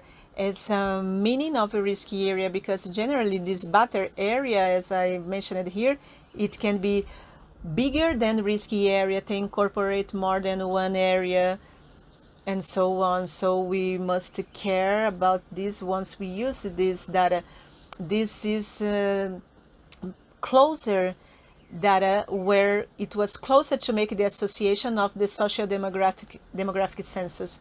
And here effectively to implement this Brazilian alert system, we had a paper of identification for risky population to help the alerts. The biggest aim of this beyond to know where is the people that is in the risky area and issue policies, but we also in this risky management we should find the north of action at the time we issue the alert to identify and say, well, I know, as George say, I know there is a rain scenario here, I know this scenario can impact in the municipality, but will that achieve all the municipality considering the vulnerability of the population? So we have some areas where we have a more affected population will be the population that is living in high vulnerability area according to the delimitation of what is this high vulnerability. So this vulnerability for us, as it was said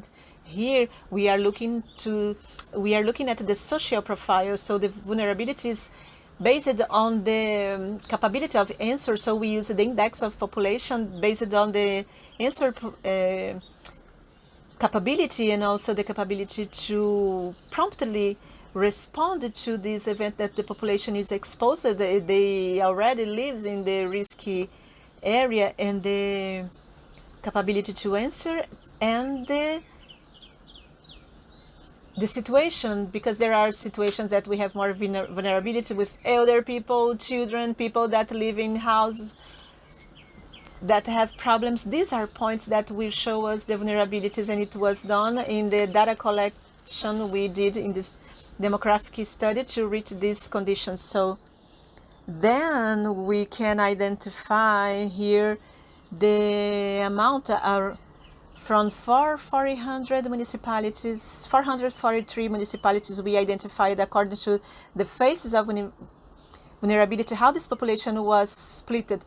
Population with a high population around 2,006,000 people, high vulnerability 10 million to 100 million, and medium and low vulnerability.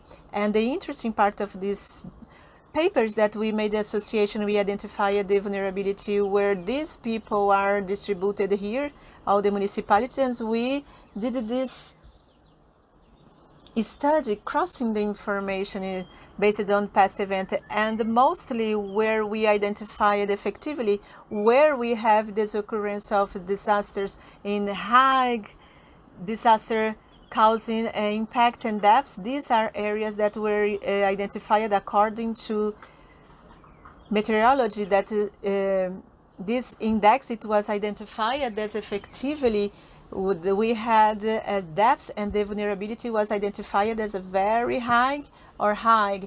So here we can see a good adherence, a good index that could reflect effectively all those areas that must be prioritized when we are issuing an alert, because instead of civil defense does not know where they should go to, we can north this action considering all the characteristics and the distribution of the population if the rain is a threat. So this is what we try to make this insertion considering the meteorological conditions, being the rain forecast, distribution of this rain gauge, distributing the radars and identify this situation that is very dynamic with more static information according to the profile of the population that lives in that area, because these are information that are updated according to the occurrence in every 10 years. Of course, we had a biggest problem.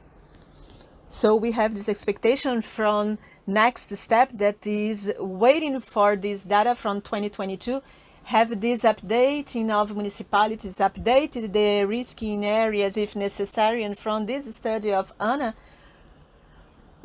we can even, if necessary, insert this part of ANA and show these vulnerable areas for these hydrological risky areas from the most susceptible areas. So we can think in incorporating information of population in this area, because having that available in the distribution system, the distribution of each area, we can of course try, not in the river of course, because not in north region, but where people are effectively living, but maybe an insertion area, and try to incorporate and identify the population that can be potentially impacted by this hydrological event. So we can think about it. I think this is a contribution for SEMADEN and IBGE and ANA that can make this contribution, this integrated contribution, and it can also move forward with the vulnerability risk area. And that's it.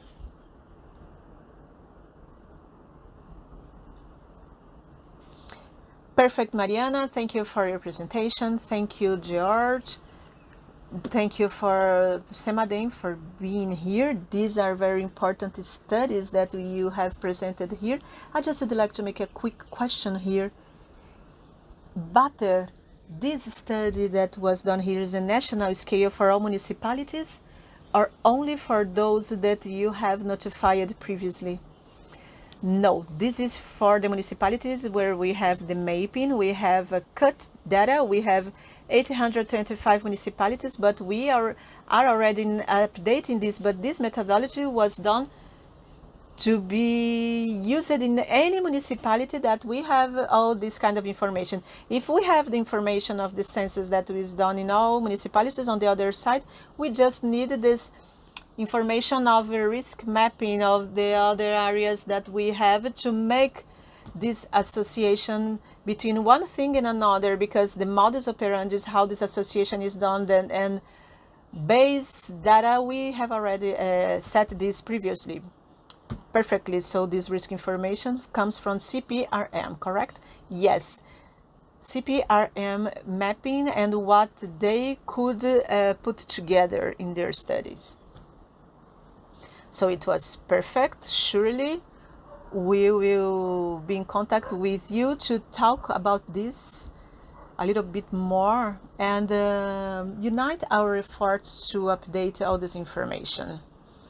With the CPRM, we have been talking to them also. So each institution, I think, is making its part in the process, so we could put all the efforts together and have something more robust and complete according to what the institution has as an expertise. Yes, and we are available to include this information of population. I think it could be very interesting to all of us. Perfect. And another thing is, here in the chat, people asked if you could type the link or the papers you have shown here. I typed my email, so this isn't an open access yet, but I can send for those that will write to me. These are 3 files actually. So Laura that asked here, Laura, if you could get in contact with Mariana, that would be great. So she can send all the papers for you. So now I'd like to finish this long and very rich afternoon. I would like to thank all the speakers that we have here for the presentations. You all have done with so much rich details and information that give us so much references and give us a baseline to move forward in this process to update the vulnerability in Brazil. I also would like to thank you all that are together with us, the audience that were with us here, be in contact with us to get more information.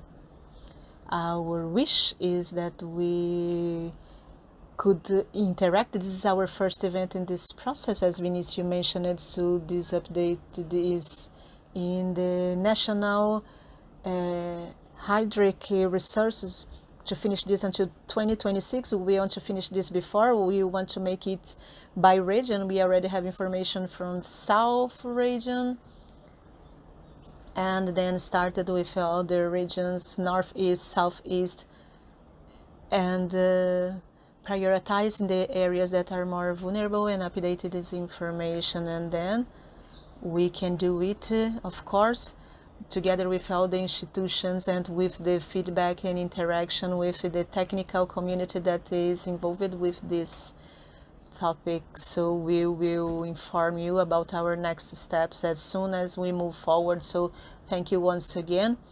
I also thank to the interpreters and the team that were here supporting us. I'm sorry for the time that it lasts. We calculated something, but we had too much information, the presentations, but I think at the end we had a good event. So with that, I thank you, all of you, for being here, and I close this section. Thank you very much.